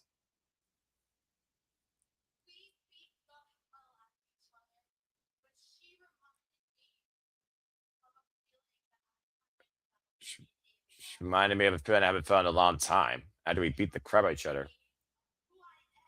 Reminded them of who she is. And who she is the most talented woman in the WWE. That's why it's my division and my show. And my championship. Well, two of those things are correct.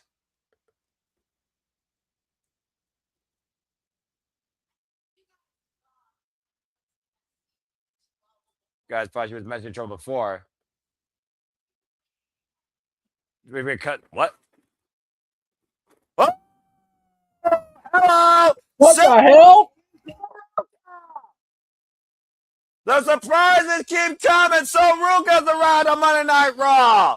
Dude, whoever said Sol Ruka and Ethan Page while you're in the chat, they had some insider information. I mean, so Ruka might be looking to surf new waves here on Monday Night Raw. And it might involve the new Women's World Heavyweight Champion. Let's not forget So Ruka was part of the final three in the Royal Rumble, eliminated by Liv Morgan for her to win. I know she hasn't forgotten. I know Liv hasn't forgotten. An incredible performer, of course, also coming to us from a gymnastics background and becoming a standout of NXT with a win over Bayley at last year's Science main event.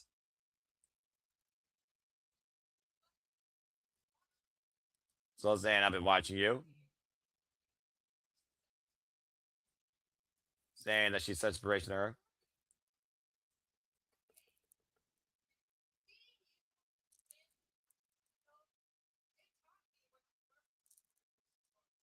You're talking about Royal.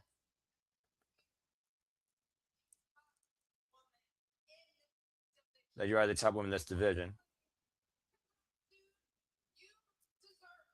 So saying, honestly, congrats to you, deserve this.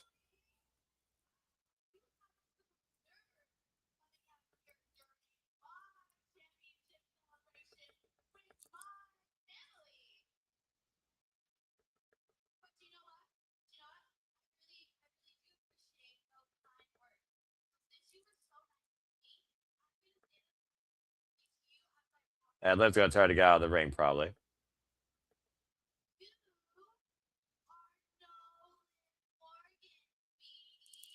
Thank goodness she's not Liv Morgan. You don't need another Liv Morgan in WWE. It is valid. She's no Liv Morgan. I got to give Liv that. At least Soul's not there yet.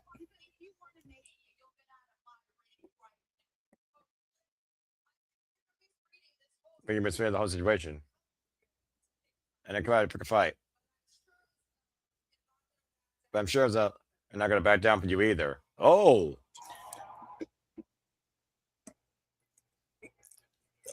So why would they hold that thought. Adam Pearce has apparently graced the stage again. Boy, this man's busy. He's under control. Good luck with that.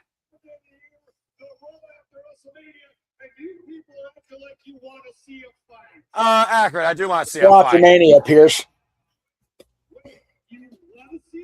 Yes. What? Hey, took a car. Oh, this incompetent boob.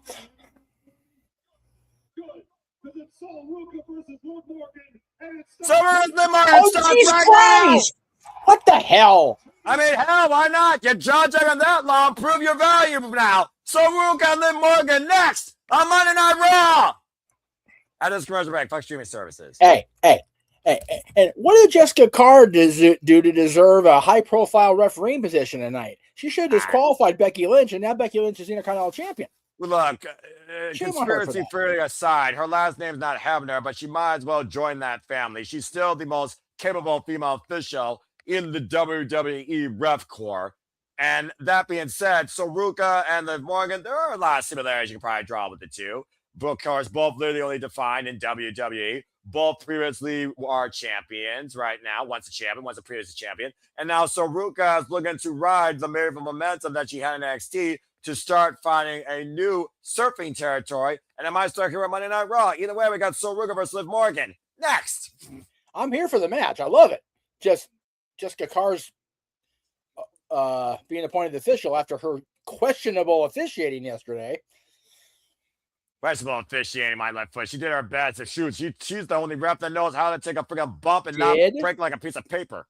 Did the challenger for the Intercontinental Championship not drag Jessica into the line of fire toward the end of that match?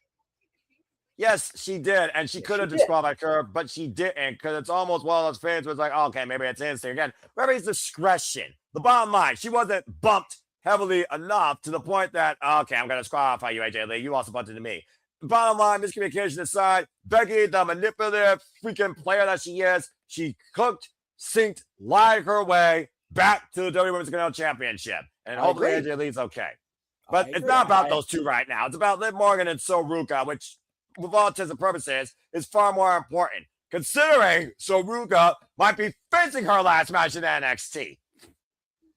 Yeah, I mean, that's the thing with Saruka. How silly is her? How silly of her? How silly is she going into what could be not only her last NXT match, but getting her ass handed to her tomorrow?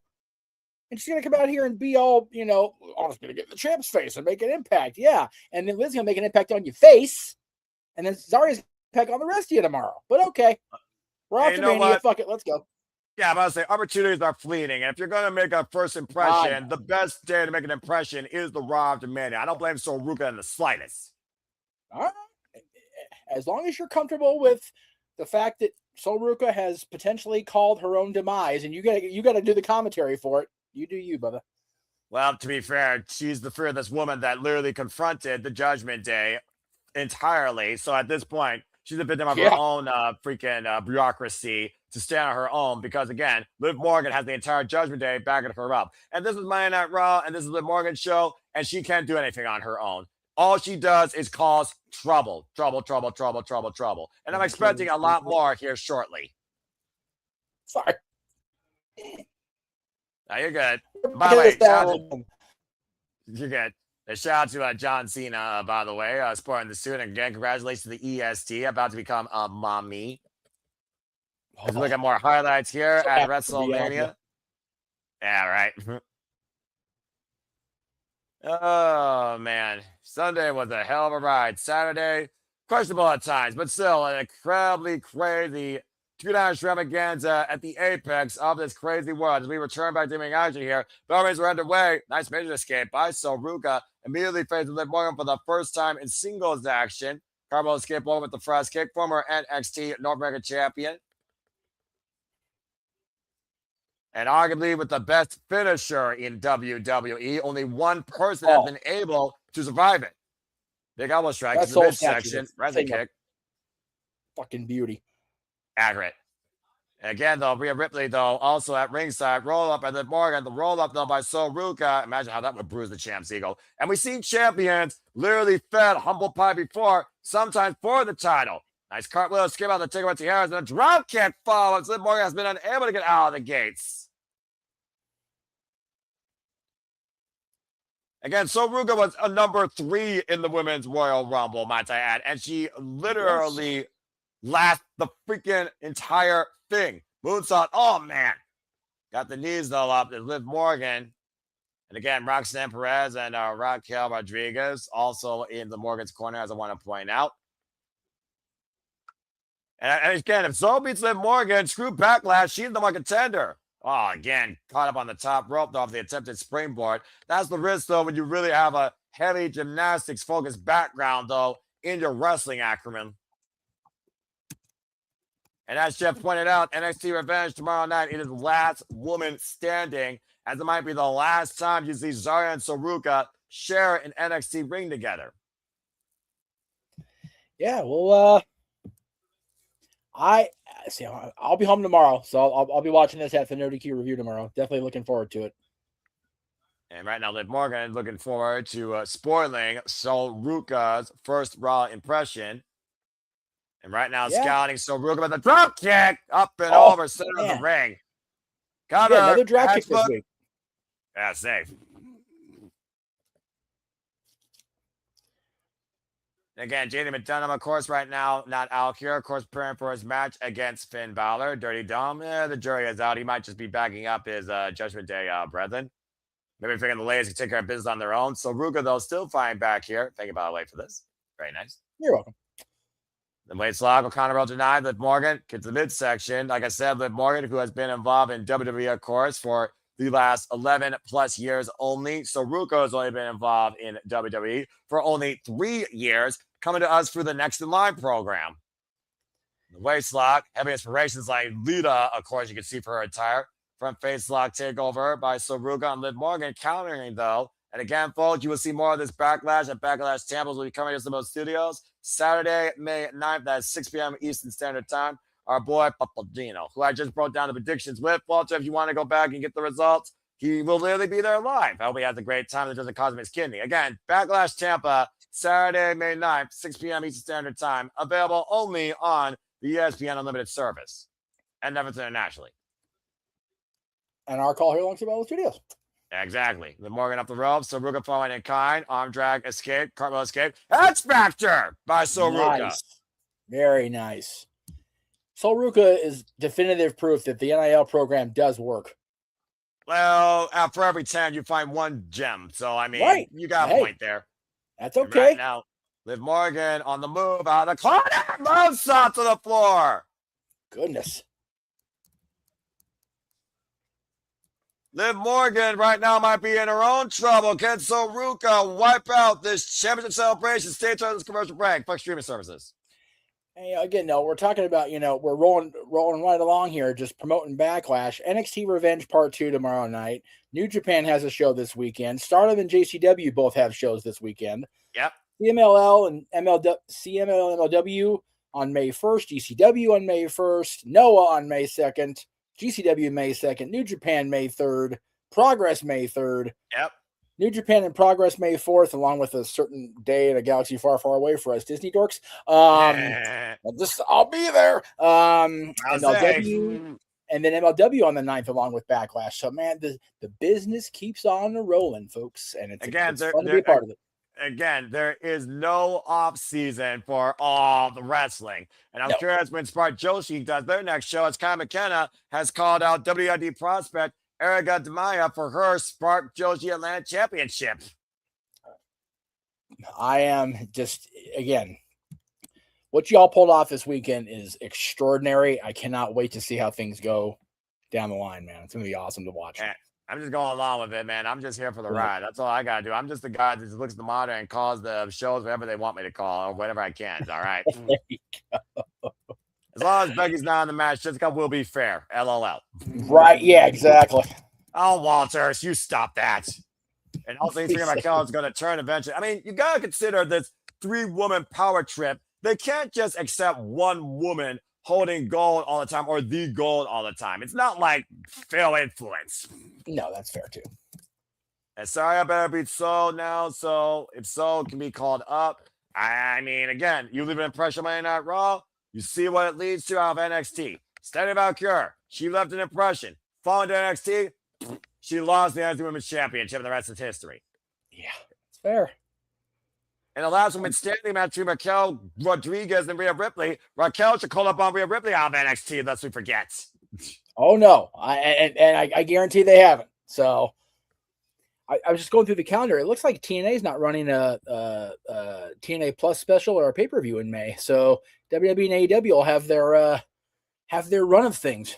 Well, unless they announce something at the last minute that's underwhelming, over-glorified TV showcase, because usually May involves either Under Siege or Against All Odds. But we'll find out soon enough. one thing you know for sure that's coming forward, of course, is, of course, the Hulk Hogan Real American documentary, where, again, an immortal symbol for Americano, for professional wrestling, that literally carried through the 80s and the 90s and defined the stage we know as WrestleMania. It's still very crazy sitting here in April after losing him in July. I'm still a little verklempt, obviously. It's all right. Running our ride from Las Vegas, T-Mobile Arena, press the crowd on hand. Liv Morgan, the new WWE Women's World Champion, taking on, you hear me right, Sol Ruca. Yeah. I love me some Sol Ruca. I'm happy she's up on the main roster. I hope the choices she made tonight to come up and challenge, or not challenge, just get Liv Morgan's face, don't come back to bite her between tonight and tomorrow. Well, either way, if you want to make a first impression on Monday Night Raw, for what your future desire may be, why not go after the champion first and introduce yourself? Nicely by saying that by Sol Ruca and Liv Morgan. Again, and that face right there might be its own meme. I was going to say, Liv Morgan went through it Saturday night. Now she's going through it again. I mean, she had 48 hours versus CM Punk. I mean, and Javon Evans, let's be honest here. Okay, lower third. The Kill Tony special, the comedy special, had Hunter and Stephanie and Jey Uso and Undertaker. I don't watch Tony's stuff a lot, but I have to watch that one. My God. Yeah, you enjoy that jabroni. Right now, I'm seeing what's going on between Sol Ruca and Liv Morgan. Big forearm shiver exchange here between Sol Ruca and Liv Morgan. Teeing off against the new Women's World Champion. It's the midsection, pointing the elbow in the back of the head. Swinging a miss by Liv. Big uppercut by Sol. Man.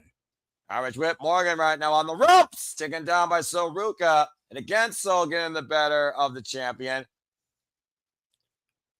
And of course, we saw her first round impression last year at Satur's main event. Rebound German, which he beat barely clean as a whistle.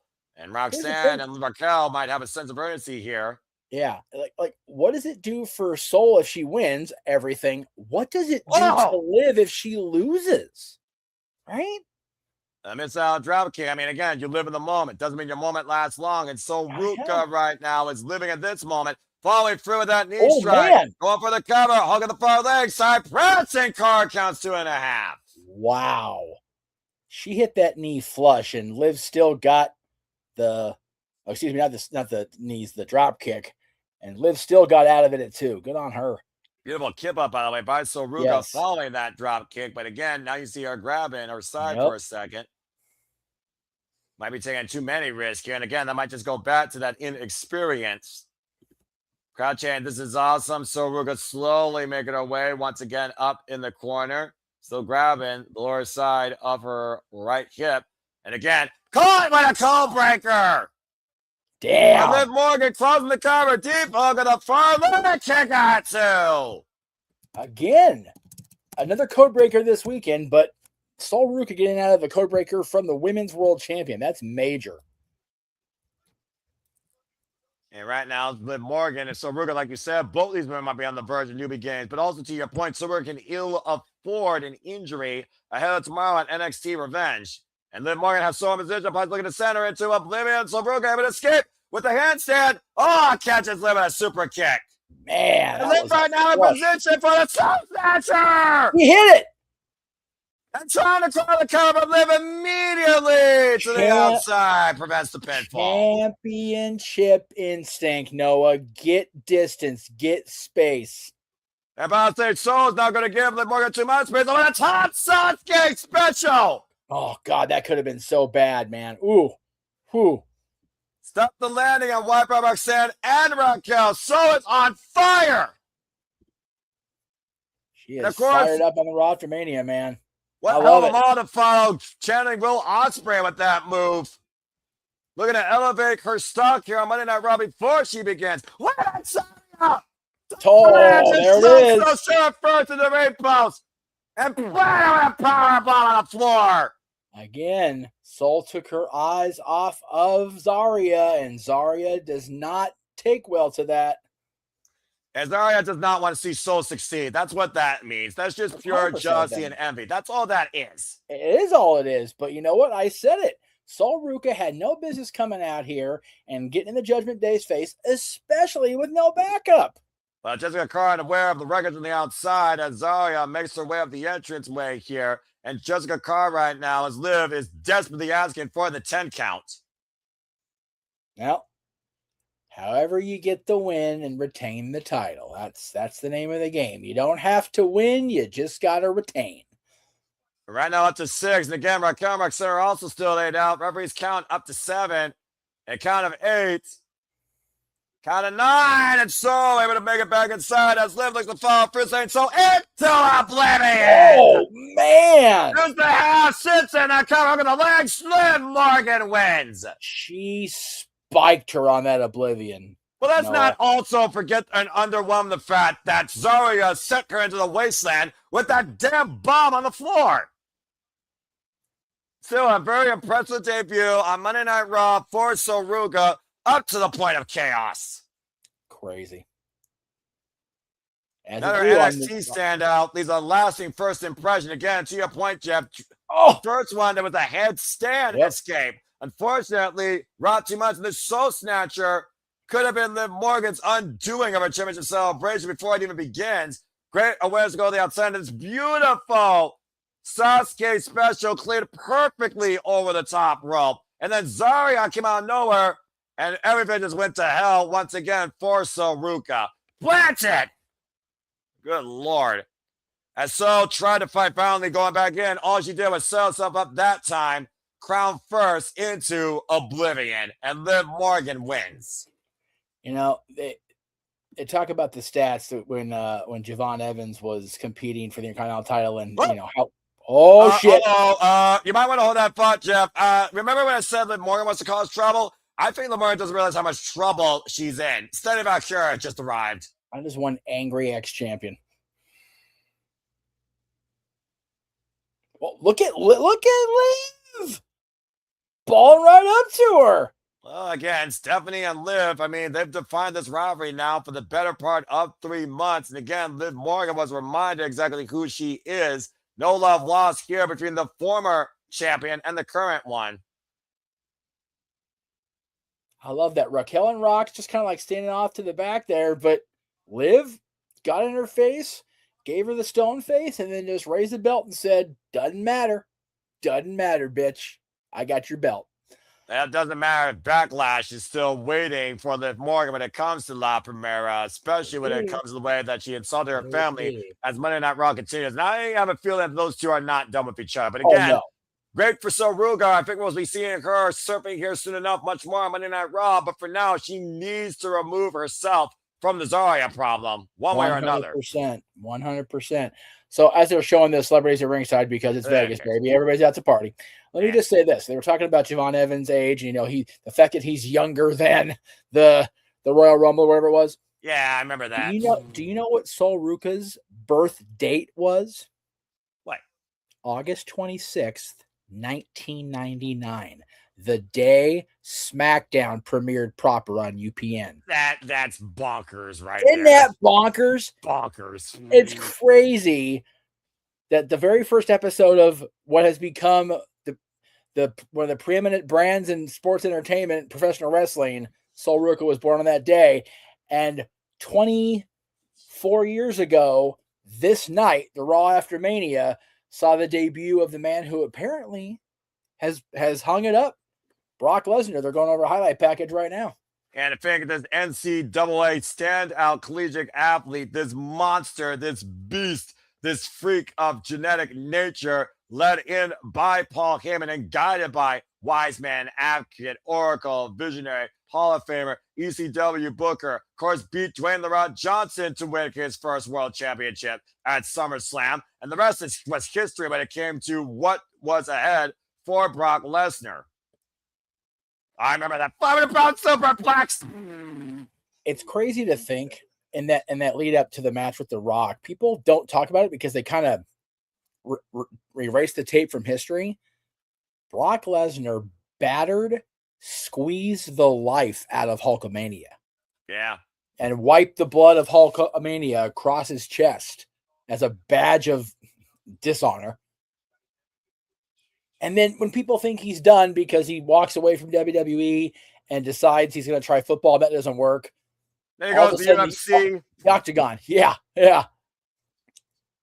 I mean, when Brock Lesnar is in any arena, any element, the mood changes and everyone might as well fear for their life. There's no one like him. There's no presence like him. When he came back after John Cena, after freaking WrestleMania 28, and then following through last year's SummerSlam, which was even more of the damnedest freaking thing ever, he once again literally reset the identity of this landscape and the fear within it.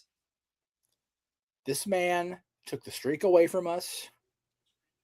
He battered, broke my friend, 50 yards in front of me. You know what I mean? I remember those. He's just another level. He is not a man. He is a beast. He is, for my money as a fan. I am not a UFC fan. I don't watch UFC on the regular, but you put him up against any combat sports athlete in their prime versus him in their prime. I defy anybody to beat Brock Lesnar. Brock Lesnar, who literally had less than 450 actual matches in his WWE career, former IWGP, former 7-time WWE, former Ohio Wrestling Standout, starting tag team champion with Shelton Benjamin. Literally only world championship defined Brock Lesnar since 2002. And the fact of the matter is, last night, April 19th, 2026, WrestleMania 42, he literally made a bid us adieu. Yeah, it's crazy. Yes, he had that short little moment in OVW with Shelton as tag team champion, but since that point, he has been nothing less than the top athlete, the top champion wherever he walked. Raw, SmackDown, IWGP, the Inoki Genome Federation, the Ultimate Fighting Championship. And Paul is having to gather himself. I don't think Paul has gathered himself since last night. I think he's literally just holding it underneath. That being said, the Vapor invades our screens and wastes airtime here on Monday Night Raw after this commercial break. Logan Paul, Street Fury in action when we come back after this commercial break on Monday Night Raw. And again, Backlash is May 9th. Stay tuned, folks. Fuck streaming services. Like seriously though, to your point, Paul Heyman, the instrumental just guideline of Brock Lesnar, who he was, how he acted, how he was presented, how he was represented, how he was interpreted. I can only imagine what Paul Heyman's going through right now. That has to be the closest individual in the business to Paul Heyman. And he just witnessed him wrap it up from start to finish. Within the context of the storyline, CM Punk will always be Brock Lesnar's quote unquote best friend.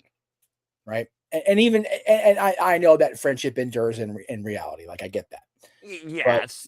But Paul Heyman and Brock Lesnar were there for each other when neither one of them really had any adult or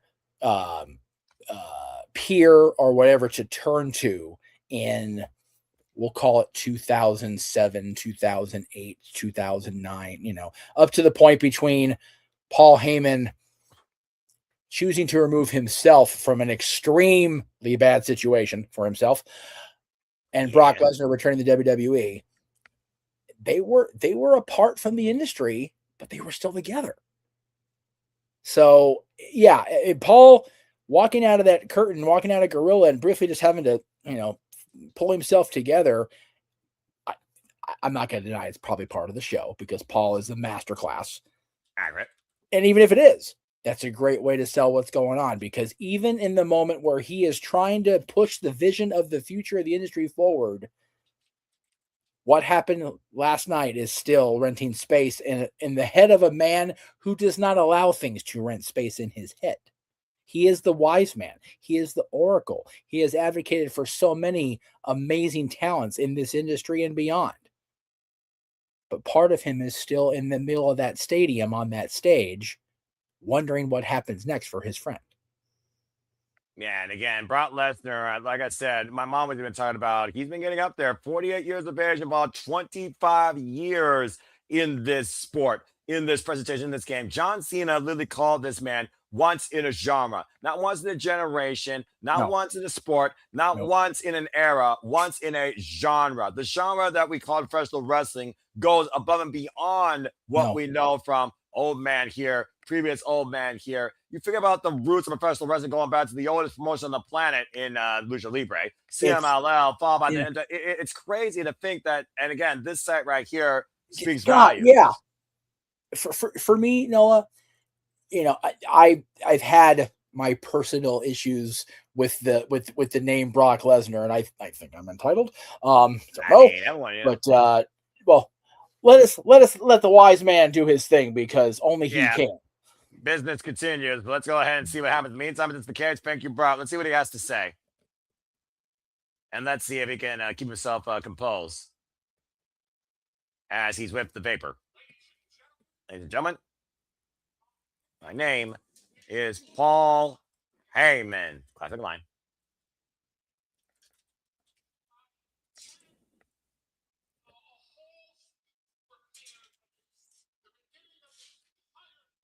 Oh, a whole speech prepared.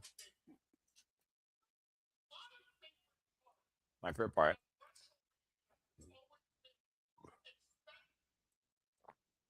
Right, says, it's expect the unexpected.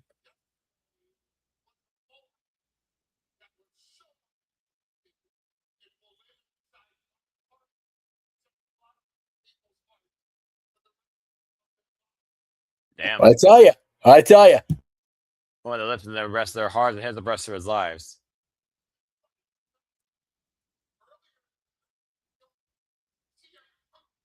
Almost had spelled to CM Punk. Because yeah, there's no people backstage.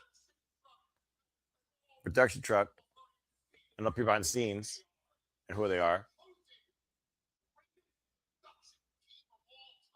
For the great production all the time.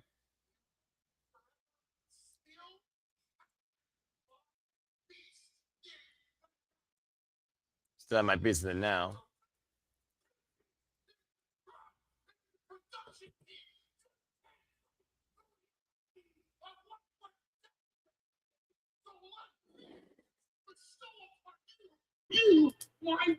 Okay, so Punk didn't crash out, but Paul is. Got it.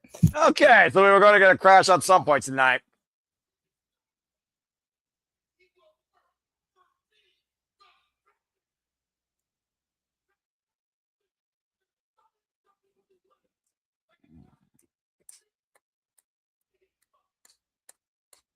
Wow.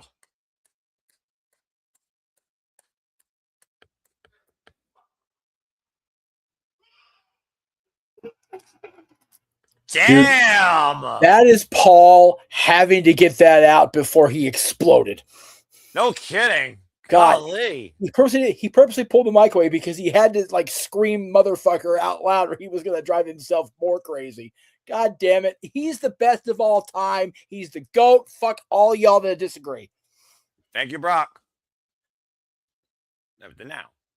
I mean, you just call him again because it's Paul Heyman. He needs to, constant professional.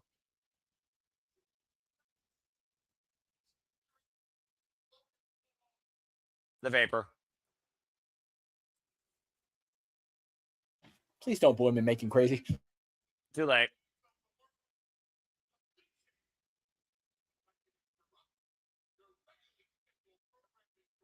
All right, so for a moment. Personal message from Logan Paul. Oh God! Wow! And here's where we're losing. and now the crowd goes nuclear. And the Logan Rays just Paul win Austin Theory with the championship pizza cuts round table. And the pepperoni round plate. God, they're fucking ugly. Yeah, they are. I try not to pick on the belts anymore, but my God, those belts. WWE is so generic. It's not, that's the thing. It's so far from generic. They look like they just tried too hard and they ended up trying too little. The SmackDown tag belts are miles better. Okay, so they're worse than generic. Okay, we'll go along with that. Yeah, They're just If you thought Paul Heyman could be triggered, you haven't seen nothing yet. no, I know. It's God. There are a lot of green shirts. Like You know, okay, maybe they're all fans. Maybe they're family and friends. You know, it's a whole line summary. good on them. Good on Good them. on them. I mean, again, green shirt guy. I mean, the plant of the WWE, but dedicated fan. Good for him. If anybody wants to actually say in the chat room what Logan's saying, I have it on mute because I can't stand his voice. Don't worry. All I'm hearing is loud, loud, loud boos. Womp womp womp. I'm also trying Charlie Brown. It'll be more intelligible. Exactly. God damn. I'm actually sick. Blah blah blah blah blah blah blah blah blah blah blah blah. Hey, can we get the Usos and LA Knight out here to wipe this ass clown off my screen, please? And, I want Gunther to come out. Like, okay, thanks for Braun Breaker, but now what's my real favor? Yeah, and maybe he wipes out Austin Fury and Logan Paul if Paul Heyman doesn't deliver. Oh, I'm okay with that. I mean, that WrestleMania matters. That was the one. That was the one sentence I did hear from him correctly. Yeah, that's fair.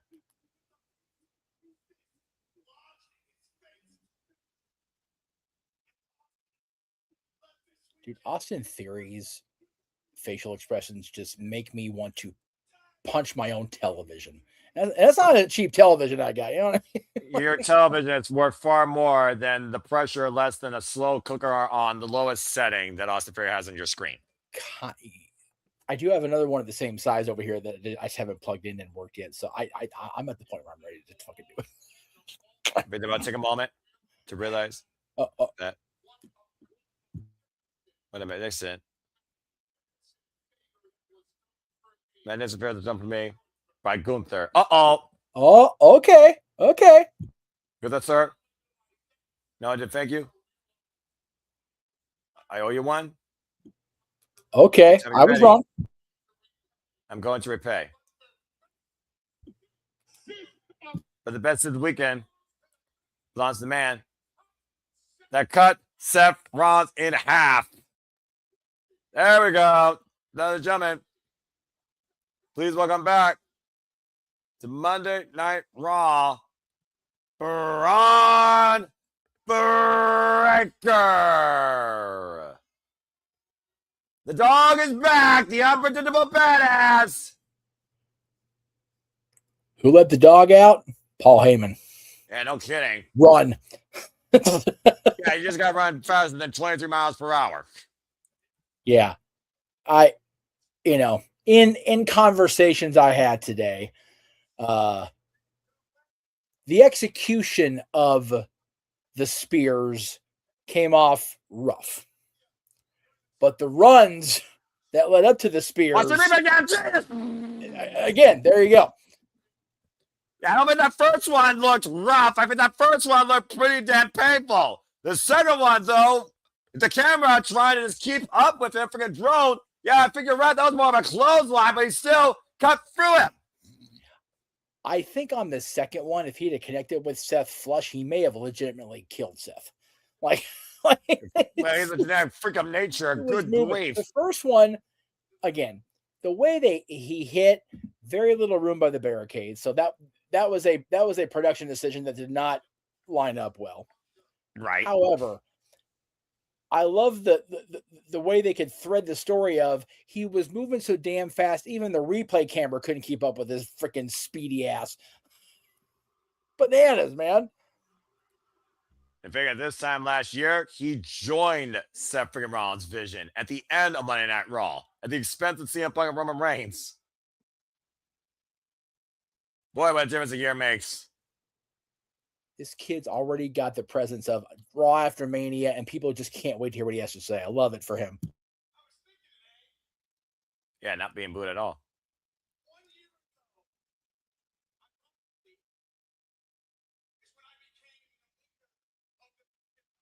So came to the division right here. I normally say no already said that, Braun, you're fired, but I don't want to fire Braun Breaker. I love me some Braun Breaker. I'm actually going to agree with you on that one. How about you? My favorite part was weekend. Once the Braun get this close to beating Gunther, then everyone, everything for him. as they sing Seth Rollins' choir. Paul's eyes got so big, he's like, dude, Braun's going to kill you all. He's going to kill you all. I'm going to let him. Seth, I hope you're back there. I hope, who knows? I hope you're watching somewhere. Because we're here right out. Every single day for this day forward, I will be coming after you. I'm going to attack you. I'm going to make it live. Oh! Okay. His name, he appeared. Seth Rollins in the building. Okay. And Seth Rollins, oh, man, God damn it. Stupid heels. Again, though, it's still 3-on-1. Assaulting the division from behind. Austin Theory somehow getting advantage here. Put a beat down on Seth, and Logan Paul teeing off with that right here. That's a tail. Logan hit Seth in the gut like he owed him last year's money. Yeah, no kidding.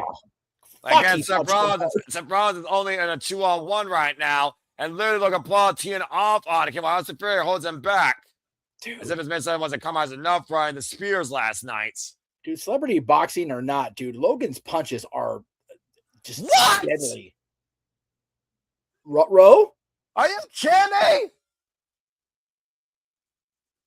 Montez Ford and Love Dawkins, the Street Profits.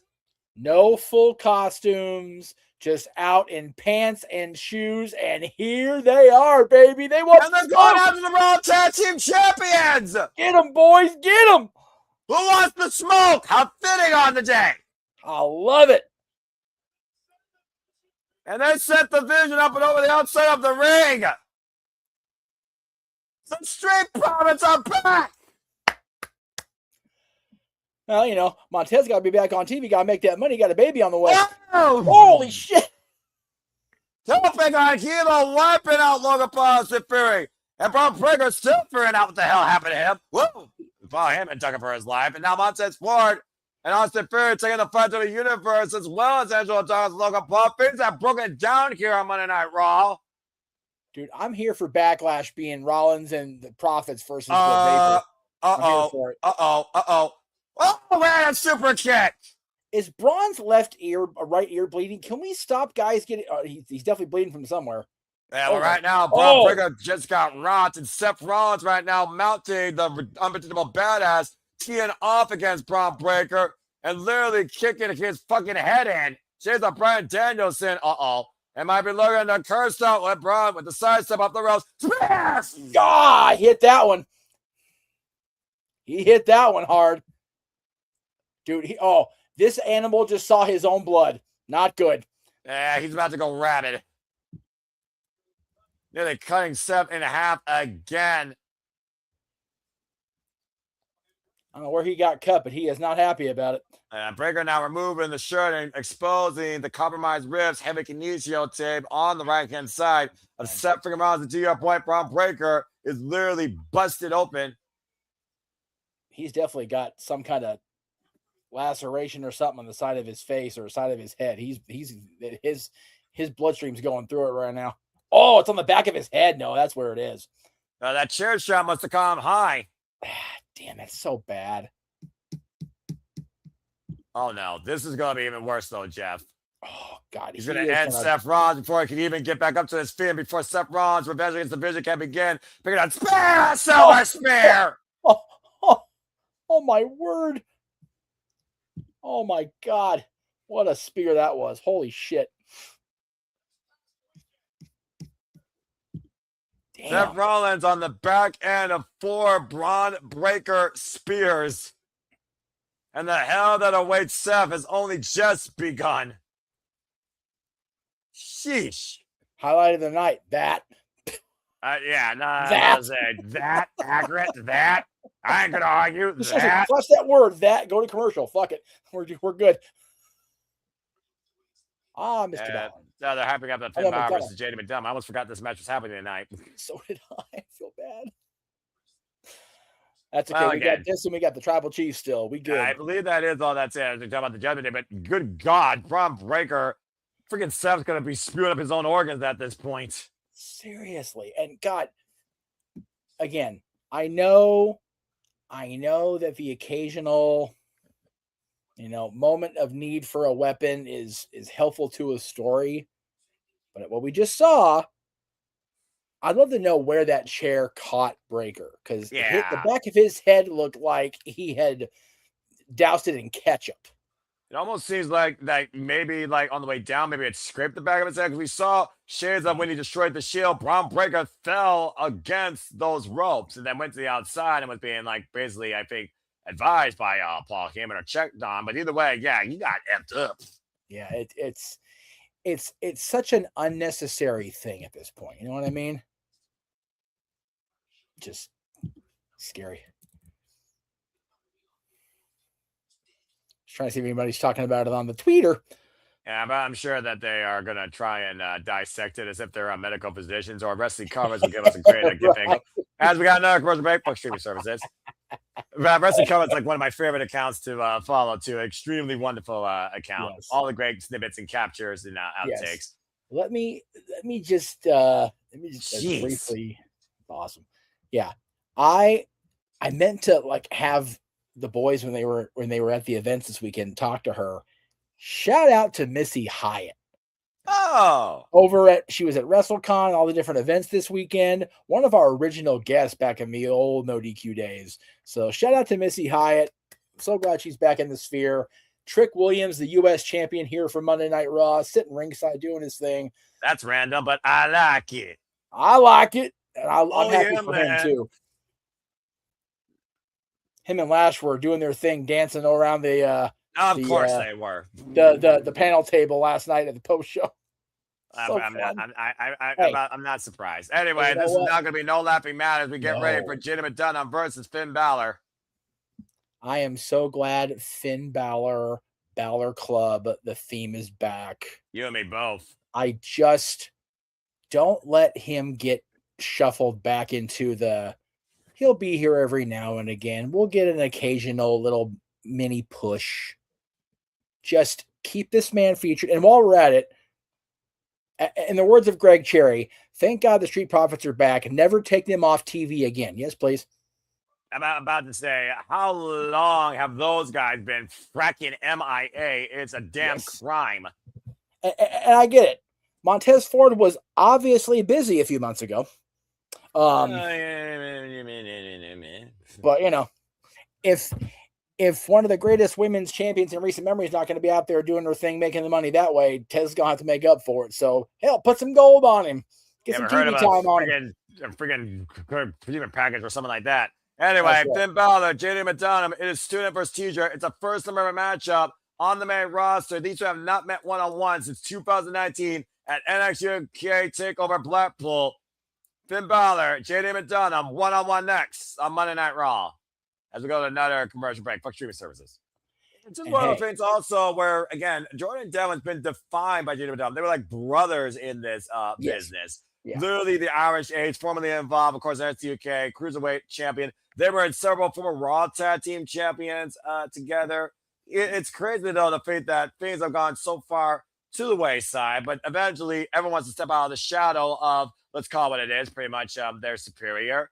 And JD right now tonight wants to prove to Finn, the brother that you once knew is completely dead. So I guess it's Judgment Day for JD McDonough to see if Finn Balor is truly free from his past. And let's also not forget, these two guys you said met in NXT UK in 2019. 2019 was the creative black hole that was WWE, except in NXT. So, my NXT! Your NXT and NXT UK, the saving grace for the WWE fandom back in 2019, because I will forever maintain the creative vacuum that was the main roster was a major enabler, other than the talent pool, of AEW's immediate success. People were tired of having been force-fed Raw and SmackDown on the regular. So they turned to AEW. But NXT and NXT UK, I like what he did there. Seriously, one of many things Baron Corbin felt compelled to apologize to me. It's just like, I'm so sorry for your son. Like, so am I, Tom. So am I. I mean, hey, Bishop Dyer's doing a little bit better now. Oh yeah, no, dude. Diject down to Kovic, so there you go. Shout out to him for not letting the bullshit kill his wanting to be in the business. Right? You know what I mean? Like, that dude's way too talented to just completely go away. Anyway. We got again, like I guys said, like this, yeah, guys like this were the wrestling purists' saving grace 7 years ago. So shout out to these guys. You know, just whatever you want to say about both of these men being booked on the main roster at various points, more so Jordan, if we're being honest. Accurate. Just I hope the producers do us fans a solid and just go, do your thing, boys. Do your thing. Yeah, about to say, did they realize now Netflix, you shouldn't have a damn solid timestamp? Considering we know what's still to come tonight, though, I'm worried. But nonetheless, I'll save that John Alvarez Night outlook after the fact. But to your point, it is one of those things that Finn Balor, he has not touched a world championship, of course, since that shoulder injury when he won the damn W Universal Championship in 2016. And, of course, won the NXT Championship back when he rediscovered himself in NXT. Back in 2020 and 2021, the Prince never missed. Finn Balor trying to once again find what that Prince was against somebody that might know him better than anybody. But whether or not Finn has taught JD everything he knows, I think it's going to be the intangible. Yeah, I am just so grateful that I can still be a fan and enjoy this stuff, because matches like this, segments like we just had, are the reason I keep coming back. No matter how many times I tell myself I'm over this shit, I'm done with this ridiculousness. Nights like this make me go, okay, just calm your tits, Jeff. It's okay. Everything's okay. Yeah, you gotta find the good in the actual thing that you love versus all the negative Nancy nonsense that you find on a daily basis. If you look at the cesspool, and JD McDonough right now might be stewing in his own cesspool if he doesn't get out of Finn Balor's shower tonight. Again, like I said, folks, Finn Balor has been involved in this game now for 24 years. He has been a mentor to JD McDonough. As you see him sporting that iron flag on that jacket. Brothers and rivals in this business all up and down Europe before making it to the WWE and meeting in NXT UK. JD, though, exposing, though, his midsection, though, the damage done. Oh, man, what a high-angle clothesline. From that ladder match, as we talked about, though, Jeff, definitely coming in here far less than 100%. Oh, definitely. The fact that that ladder survived his head impact, and it's what amazes me. And up and over, and JD goes to the W Universe. JD McDonough, by the way, been involved, folks, in this game for 20 years. The Irish Ace, former WWE Cruiserweight Champion, overhead shot there by Finn Balor. Outside of Tag Team Championships, the only WWE accolade for JD McDonough, a.k.a. JD McDonough, as you call him, or Jordan Devlin, also known, of course, as Frank David in a bygone life, but that's a whole different conversation. God, that was a deep cut. I'm here for that shit. I primarily knew him in his genesis across the pond. I mean, I used to follow Over the Top. I used to watch Scrapper Mania. I remember the rivalry he used to have with the leading General Gunther when they used to go one-on-one. Surprised that never was picked up in NXT UK. Then Balor now driven into the barricade, but different conversation our day. Speaking of miss, and Finn takes JD up and over, back inside the ring area. I mean, again, Balor and JD, who have literally shared this journey in the Judgment Day since Finn Balor was part of it. Bell rings were underway. Of course, a late entry added to the Judgment Day, but nonetheless, it was part of Finn Balor's plan for him and JD to rule together, and they did. They were two WWE World Tag Team Champions for a short periods of time, but still, nonetheless, they did it. They were champions a lot longer than people realize. They just never defended the damn titles on television. Yeah, believe it or not, not their fault. About to say, booking-wise, folks. The first run was 175 days. They only had 3 defenses. Their second run was 112 days, and they only had 2 defenses. And the second defense, of course, they lost it to Dragon Lee and AJ Styles. Yes. But, again, shout out to these two guys. Both of these guys were involved in just next-level matches. JD McDonough being part of that ladder match craziness, and those guys having to follow Brock Lesnar over with him. Let's not forget that. They were more compelled to deliver yesterday after that. Look for the kill to her with the coup de grace, and Devlin taking advantage, driving Finn to the outside. And then Finn, having to unleash that dark side within him after so long to take out Dirty Dom. Both these guys are having a moment today for sure. Well, we'll see if the ace and eights up its sleeve can join in Devlin, surprise the teaser, find out this commercial break. Fuck streaming services. Yeah, that's absolutely freaking great. While we're on commercial, Noah, we saw Trick Williams in the crowd. Yeah. I have another haha for you. Okay, what is this? Let's see what we got going on here. I'll move this and go ahead and add this. Let's see what we got. I didn't create that. I saw that online this morning. I'm like, out of pocket. Holy shit. Can I just ask what was the point of the giant receipt roll for Trick Williams? It was one of those, like, it's like, God, I know brides that didn't have that level of train at their wedding. Like, what the fuck? Like, what is happening right now? Is it the trick train? Like, what the frick? And then some absolute menace did this. I was like, I can't. I fucking can't. That's a long ass medical bill for OTC. If you know, you know, folks. Well, no, I was saying that's a CVS receipt length train, and if you've ever been to CVS, folks, you know. So well, there's a reason why there's no Rite Aids in my city, and I have like a couple of CVS's. So now you know, folks. Rite Aid closed down. So yeah, they're completely out of business, aren't they? We lost our, which was weird because we had that one in the corner right here. Where am I at here? I'm trying to think where I'm at in the space. Over there. There we go. Like, where the fuck is my office? Over there. It was a Thrifty before it became a Rite Aid, and they still had Thrifty ice cream after the fact when they became Rite Aid. But now that space is just totally gone. It was so sad. I was like, when a store goes away, because not too long after that, it became a Spirit Halloween. I'm like, oh, there you go. I mean, when a store goes away, what does it become besides maybe generic dollar store called Dollar Tree or Party City or, something that you could literally find stuff under $5 if it's not stolen overnight. Yes, very good. And to the comment in the chat, we see you, fearless leader. We shall stand by.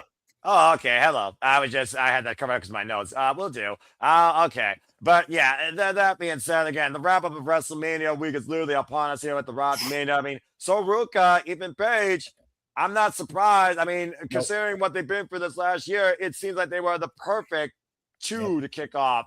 To literally come up to the roster. And what's the problem? Someone on SmackDown delivers her own fatal influence based on what happened recently on NXT. But again, that still is to be decided. Yeah, Soul Rookie Ethan Page called up. The Street Profits returning.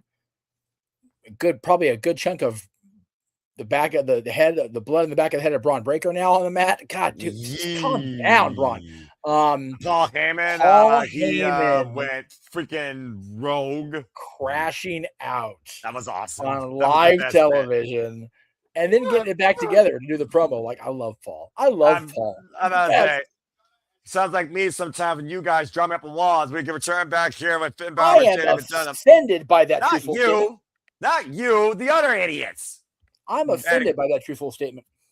Well, at least you accept it. And right now, we'll see who accepts defeat here as Data McDonough and Finn Balor. Oh! Reverse DDT and Finn Balor bleeding from the mouth, it looks like. Trying to create some separation. Yeah, some of us have happened during the commercial break. Oh, my word. I have a busted tooth. And to the point, though, you said earlier, Jeff, about both these men, the latest matches they faced last night. JD McDonough getting the worst blunt of punishment. The Demon protecting most of Finn Balor, but Finn Balor right now, the first one shedding color here. And a dome. Oh, man, a stomp. Oh, God. I thought you were going for the double. Oh. Well, this was a single one. Maybe he was trying to show a little bit of mercy. At the end of the day, again, Finn Balor, there's got to be a deep part of him knowing that he's literally finding someone that was a brother in this business. They can sling blade by Finn. And there probably is a tiny bit of empathy. He pulled him into that. That was mean. Got targeted, looking for the shotgun drop kick. Gina McDermott Scott, a jackknife floater. Here's the cover. Hook about legs. Gets a 2 count. And you're talking about, Noah, even if they do, even if the promo with Reigns goes long, he's still got 45 as of now to have a 3-hour show. So these guys can still go a full tilt few minutes here. Yeah, I'm just wondering if Monday Night Raw is going to respect that.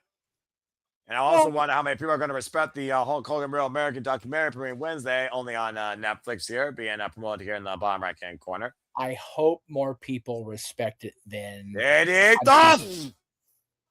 Finn got his boots up. There was no respect there. Shotgun drop kick off the attempted moonsault with the boots up in the face. And JD, he might be down in the drop zone. And this might literally be the final chapter. As Finn looks for the coup de grace. And the counter with the falling back punch and Finn with the win. Wow. It's not a rout, but damn near. Doesn't get more definitive than that, Jeff. No. Oh, no. I should have known that Donovan Mysterio wouldn't be done with Finn Balor. A freaking sore loser, freaking crybaby, freaking scaredy cat, as we saw on Sunday.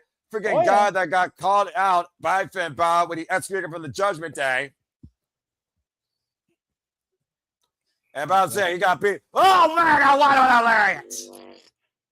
What you get for posing there, Dom? Yeah, good thing. Shotgun Dragon should have just stayed in the back, kid, and lick your wounds and move on with your life. Now you're going to pay for it. Now Finn Balor going out to the top room, and Donovan Mysterio in the drop zone. Dom runs away. Nope. Dom may have been stupid enough to run out there and try to get in Finn's face, but he's not that stupid. But if he's smart, he'll leave Finn Balor alone. They'll go their separate ways. Face it, kid. You got beat, got put in your place. I don't know. Let's go backstage with, think about the ring general. There we go. I know he's feeling great. I feel fantastic. I proved every word I said right about stuff at WrestleMania.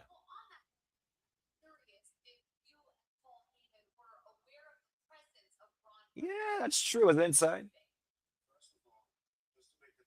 Let's make it clear. There is no me and Paul Heyman. I think I'm between us. It's only me. A very big favor. Ooh.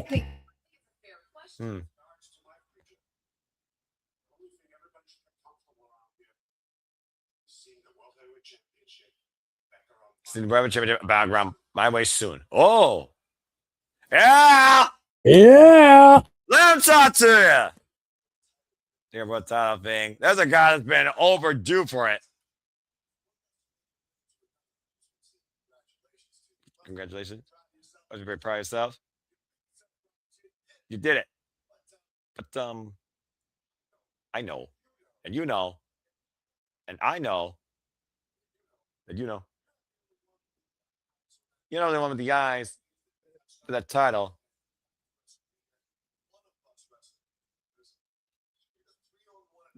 Advantage.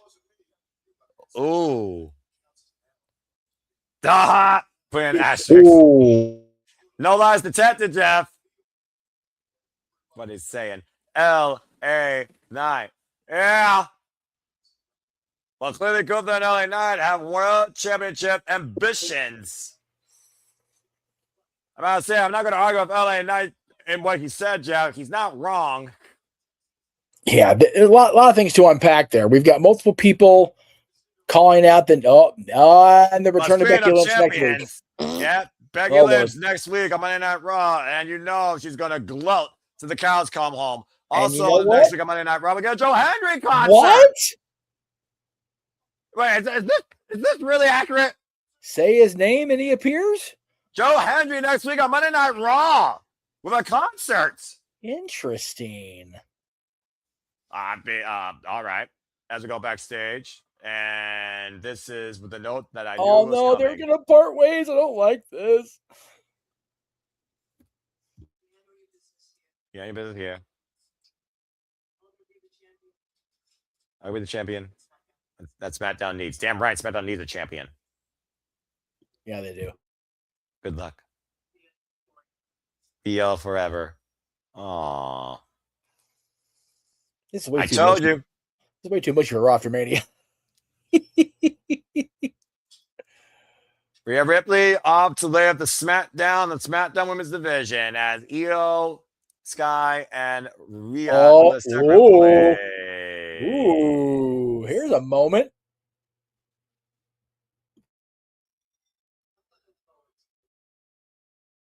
Let's not forget, Crown Jewel does usually indicate at some point champion versus champion.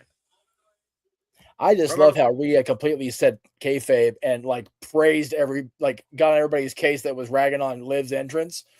because Rhea went best ever. You mean? Yeah. Oh yeah. No. Look, I don't know if it's a call up, Jay, but he did give a concert last week on NXT, and got attacked. I believe, if I remember right. Yeah, I and believe the OTC has arrived. I believe you are correct, good sir. As the only thing that matters right now is that we acknowledge the new WWE World Heavyweight Champion. Oh boy. Now, is it the head of the table music, or do we get OTC music back? Well, I guess we'll find out here in a moment, won't we? He's already got a bunch of targets at his back, and at the front of those lists is Oba Femi.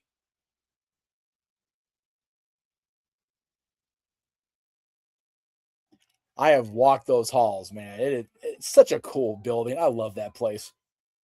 I don't care if the Kings fans hate me for it. Yeah, fair enough. Yeah, there you go. Full-time Roman Reigns. Valid point. Well, he did say that he's going to be that, but how soon does that begin? And how long will that last? More importantly, how long will we see that title on his shoulder? Roman Reigns. Roman Reigns. Roman Reigns. God damn it. The stupid crowd chants. They pop me. I don't care. I was to say, you know what? It's literally just a following. They're making sure they're giving you every minute of this entrance to the music, to Gorilla. The champ, baby. Oh, shit. Oh, boy. The Usos. Are they wearing Raiders gear? Probably. What a bunch of betrayers to the Niners. And that is his original Tribal Chief music. All right. I'm for it.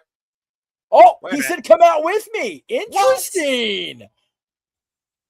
The Bloodline's walking out on Monday Night Raw, bitches. OG Bloodline family business. Restore the reality is back. Yes. And Roman Reigns is at the forefront of it. Okay, I stand corrected, Usos. I love you guys. Those are WrestleMania 42 jersey shirts. My bad. Okay, that's fair. God, does that look like a familiar? Does that look like a familiar sight, Jeff? I love it. I don't care who hates me for loving it. The OTC live next on Monday Night Raw. Roman Reigns got that championship swagger back on his face and in his step. Let's fucking go. After this commercial break, fuck streaming services. Literally the original state at his peak, the OTC Roman Reigns in full color display with the original Tribal Chief theme. Head of the table music, the Usos at his side, the championship in his possession. Yeah, but again, Obafemi, Gunther, LA Knight have all put their name out there for this situation. Hey, you know what? Good on them. For tonight, acknowledge him. I mean, I'm not going to deny acknowledging him. Like I said, they delivered the best main event since WrestleMania 26 for me, honestly, when it came down to truly who deserved it more one-on-one, naturally on their own ability or desperation needed, let's be honest here, in an insane physical, mental clinic to the point beyond exhaustion as CM Punk's body gave out, not his spirit. Oh, no. CM Punk's spirit is well alive. Yeah, it feels like he's more free than ever, which is crazy. In the face of the WWE champion for daring to come out there and do his thing tonight, which, again, Cody is one of those, mouth bigger than his brain's baby faces. So we'll see how it plays out for him. Accurate. And I love Cody. Everybody knows that I love the Rhodes family, but yeah. I'm about to say that just goes without saying, Jeff. Let's just call it what it is, brother. But again, just to bring people up to speed, we've had Joel Hendry announced for our cousin this week on Monday Night Raw. Becky Lynch, oh boy, she returns next week on Monday Night Raw, the new WWE Women's Intercontinental Champion. We, of course, saw the arrival Raw debuts of Saruka and All Eagle, Ethan Page, as Ethan Page, Rusev, Penta, and JD and Javon Evans are all looking for the WWE Intercontinental Championship. Finn Balor emphatically stomped Dana Madonna's mixed section. And I think with that, maybe putting the Judgment Day behind them, if Donna Mysterio can quit being such an insecure sore loser, but that's a different conversation. We saw Paul Heyman crash out, and that was fucking beautiful. Yes, I love that so much. And Logan Paul put out of the building, so no one gives a shit what he said. But then Braun Breaker came out and says, I'm going to put you through hell every single day. Seth tried to assault him, left his mark. But we also literally saw Seth get obliterated with a spear. As we get back here to Monday Night Raw for our main event segment. And of course, the man himself closing things out, our OTC, our Tribal Chief, our new World Heavyweight Champion, Roman Reigns, with Jimmy and Jey Uso in the ring with him. Welcome back to reality. 2 years later. Crazy, man. No kidding. 2 years it took us to get back to the place of Roman walking into the next night after WrestleMania as the champion again.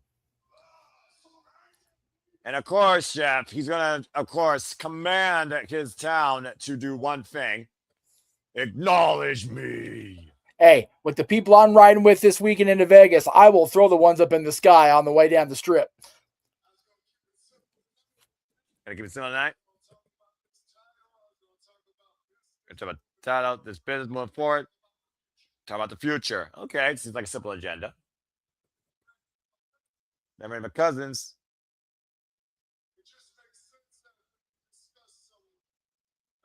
Discuss some family business first. That's usually a stressful situation, I think. Jimmy's like, what the fuck now?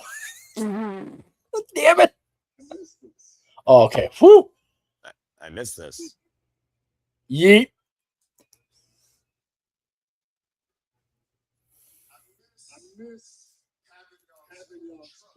Miss y'all full trust. Missing having y'all full love and admiration. Oh. I miss doing business with you guys. Jeff? Right now? This is us. Separated and scattered. We're weak like this. I mean, there's no limits. Some recognized Mary's mouth to you. It's crazy to me. Main event Jey Uso. I've been trying to hype up Jey again. Last year he was the main event. He was the winner. Yeet.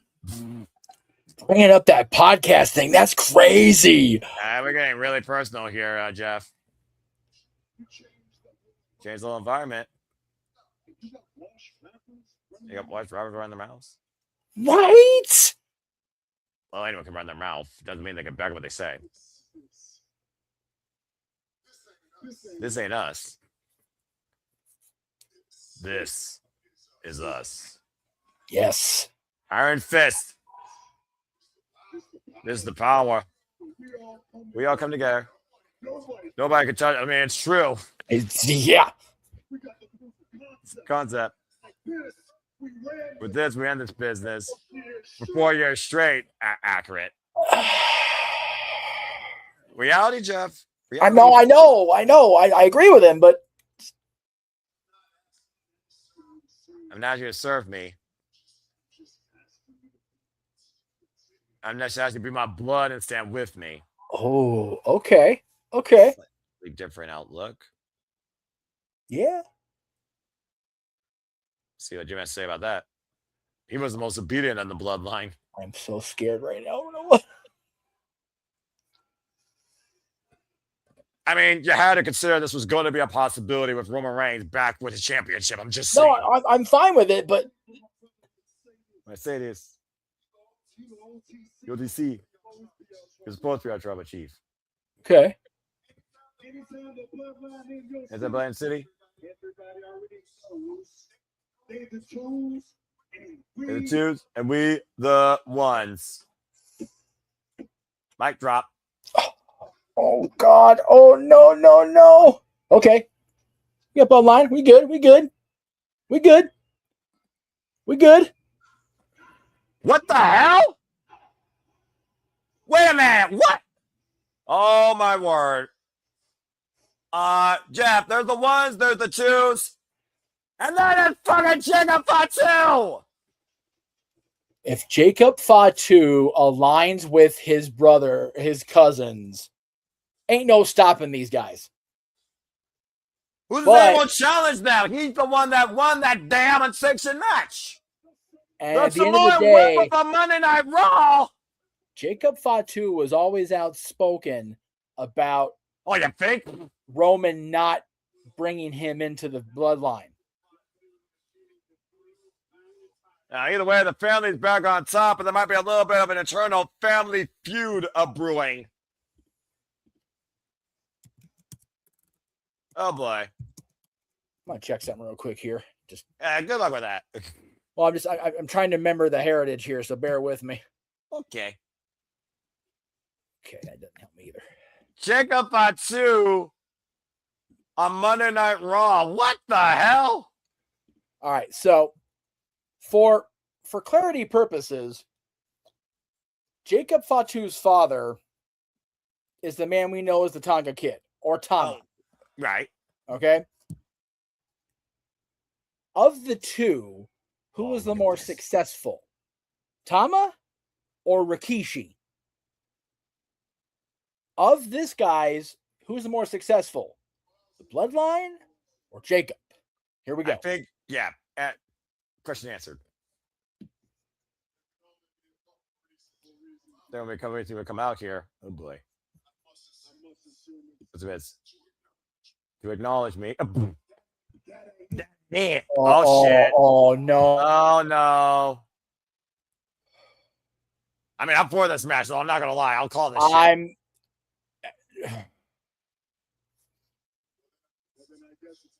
I guess because you want this. Roman, watch your back. I don't want that title. Be very careful, Roman. I need that title. Oh, shit. Oh, God. Jacob Fatu won Roman Reigns World Championship. Way too many damn people lining up for this man. Being clear, I'm not out here to be a tribal chief, but I need everything that the tribal chief has. I need the shoe deal, the private jets. I need that Rolex. I need more vehicles, bigger house to put my children in school. And I'll do anything for my family. Even if I'm gonna go through you. So that backlash. I'm upgrading. Backlash. I upgrade my household. Because you're gonna know that Jacob Fatu is all gas, no brakes. Yeah, know what I mean? Fatu. Jacob Fatu just challenged Roman Reigns for the World Heavyweight Championship at Backlash. Jimmy and Jay are... Oh, God, please don't let this happen. Just so you gotta fight your family. I'm just saying. No. The match I'm fine with. I want all those things for you too. Maybe you can beat Jacob. Maybe you can. But the question is, if you can beat me, can you handle the burn of this title? He's former heavyweight champion. Get outside. If you can't beat me,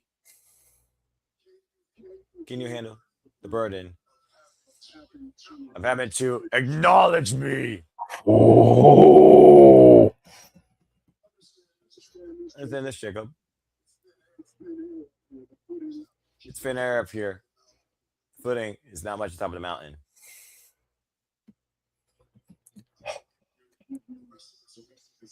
Or you're the rest of the week to think about it. I'm not going to tell you yes, I'm not going to tell you no. But I'm not sure you're ready. So I'll see you next week on Monday Night Raw. Little cousin. Damn! Well, clearly the bloodline is back on top of the line when it comes to the World Heavyweight Championship, and everybody in the family wants a piece of the tribal chief. No, look at Roman. He is not the ultra cocky tribal chief walking up this ramp. No, he's he not. He is shook. Well, at the end of the day, the first one to confront of all people is his family, his little cousin. Two and Roman Reigns at Backlash. People call Solo the wild card, the extreme, whatever you want to call it. Jacob is the loose cannon of this bloodline. And no shit. This is, my God. Well, as Monday Night Raw concludes, thank you all for tuning in to the Raw After Mania. Before we conclude the festivities, I believe that JJ wanted to come in here. After. Oh, afterwards? Oh, okay, never mind. Then I guess that's really it. So, yeah, I'm going to keep it nice, short, sweet, and simple. So, again, thank you all for tuning in to our coverage of Monday Night Raw. So, now we know, y'all know what I mean, that Jacob Fatu might be the first to challenge the tribal chief. Whether you acknowledge that or not, we acknowledge all of you for tuning into our coverage of the Raw After Mania. It certainly was a little bit of a wild, predictable, unhinged one with a crash out and possibly to come a family fallout. For Jeff Muther, I'm the Seminole Foster saying thank you all so much for tuning in once again to our studios. Until next time, we're on your YouTube feed or on your X, on your device, on any sort of side screen. Make a positive impact in life. Have a good night, and thank you for tuning into our coverage of Raw After Mania. Have a good night, folks. And thank you to everyone who watched us all weekend and pumped this man up and the entire family of channels that we have at the Bible Studios up. I am sitting back just proud papa. I love you all. I love you. And this guy will see you as we continue along with our crazy week. And I'll see you tomorrow. Simple as that. Have a good night, folks. Thank you so much for everything for this past fulfilling WrestleMania wrestling-filled week. Take care.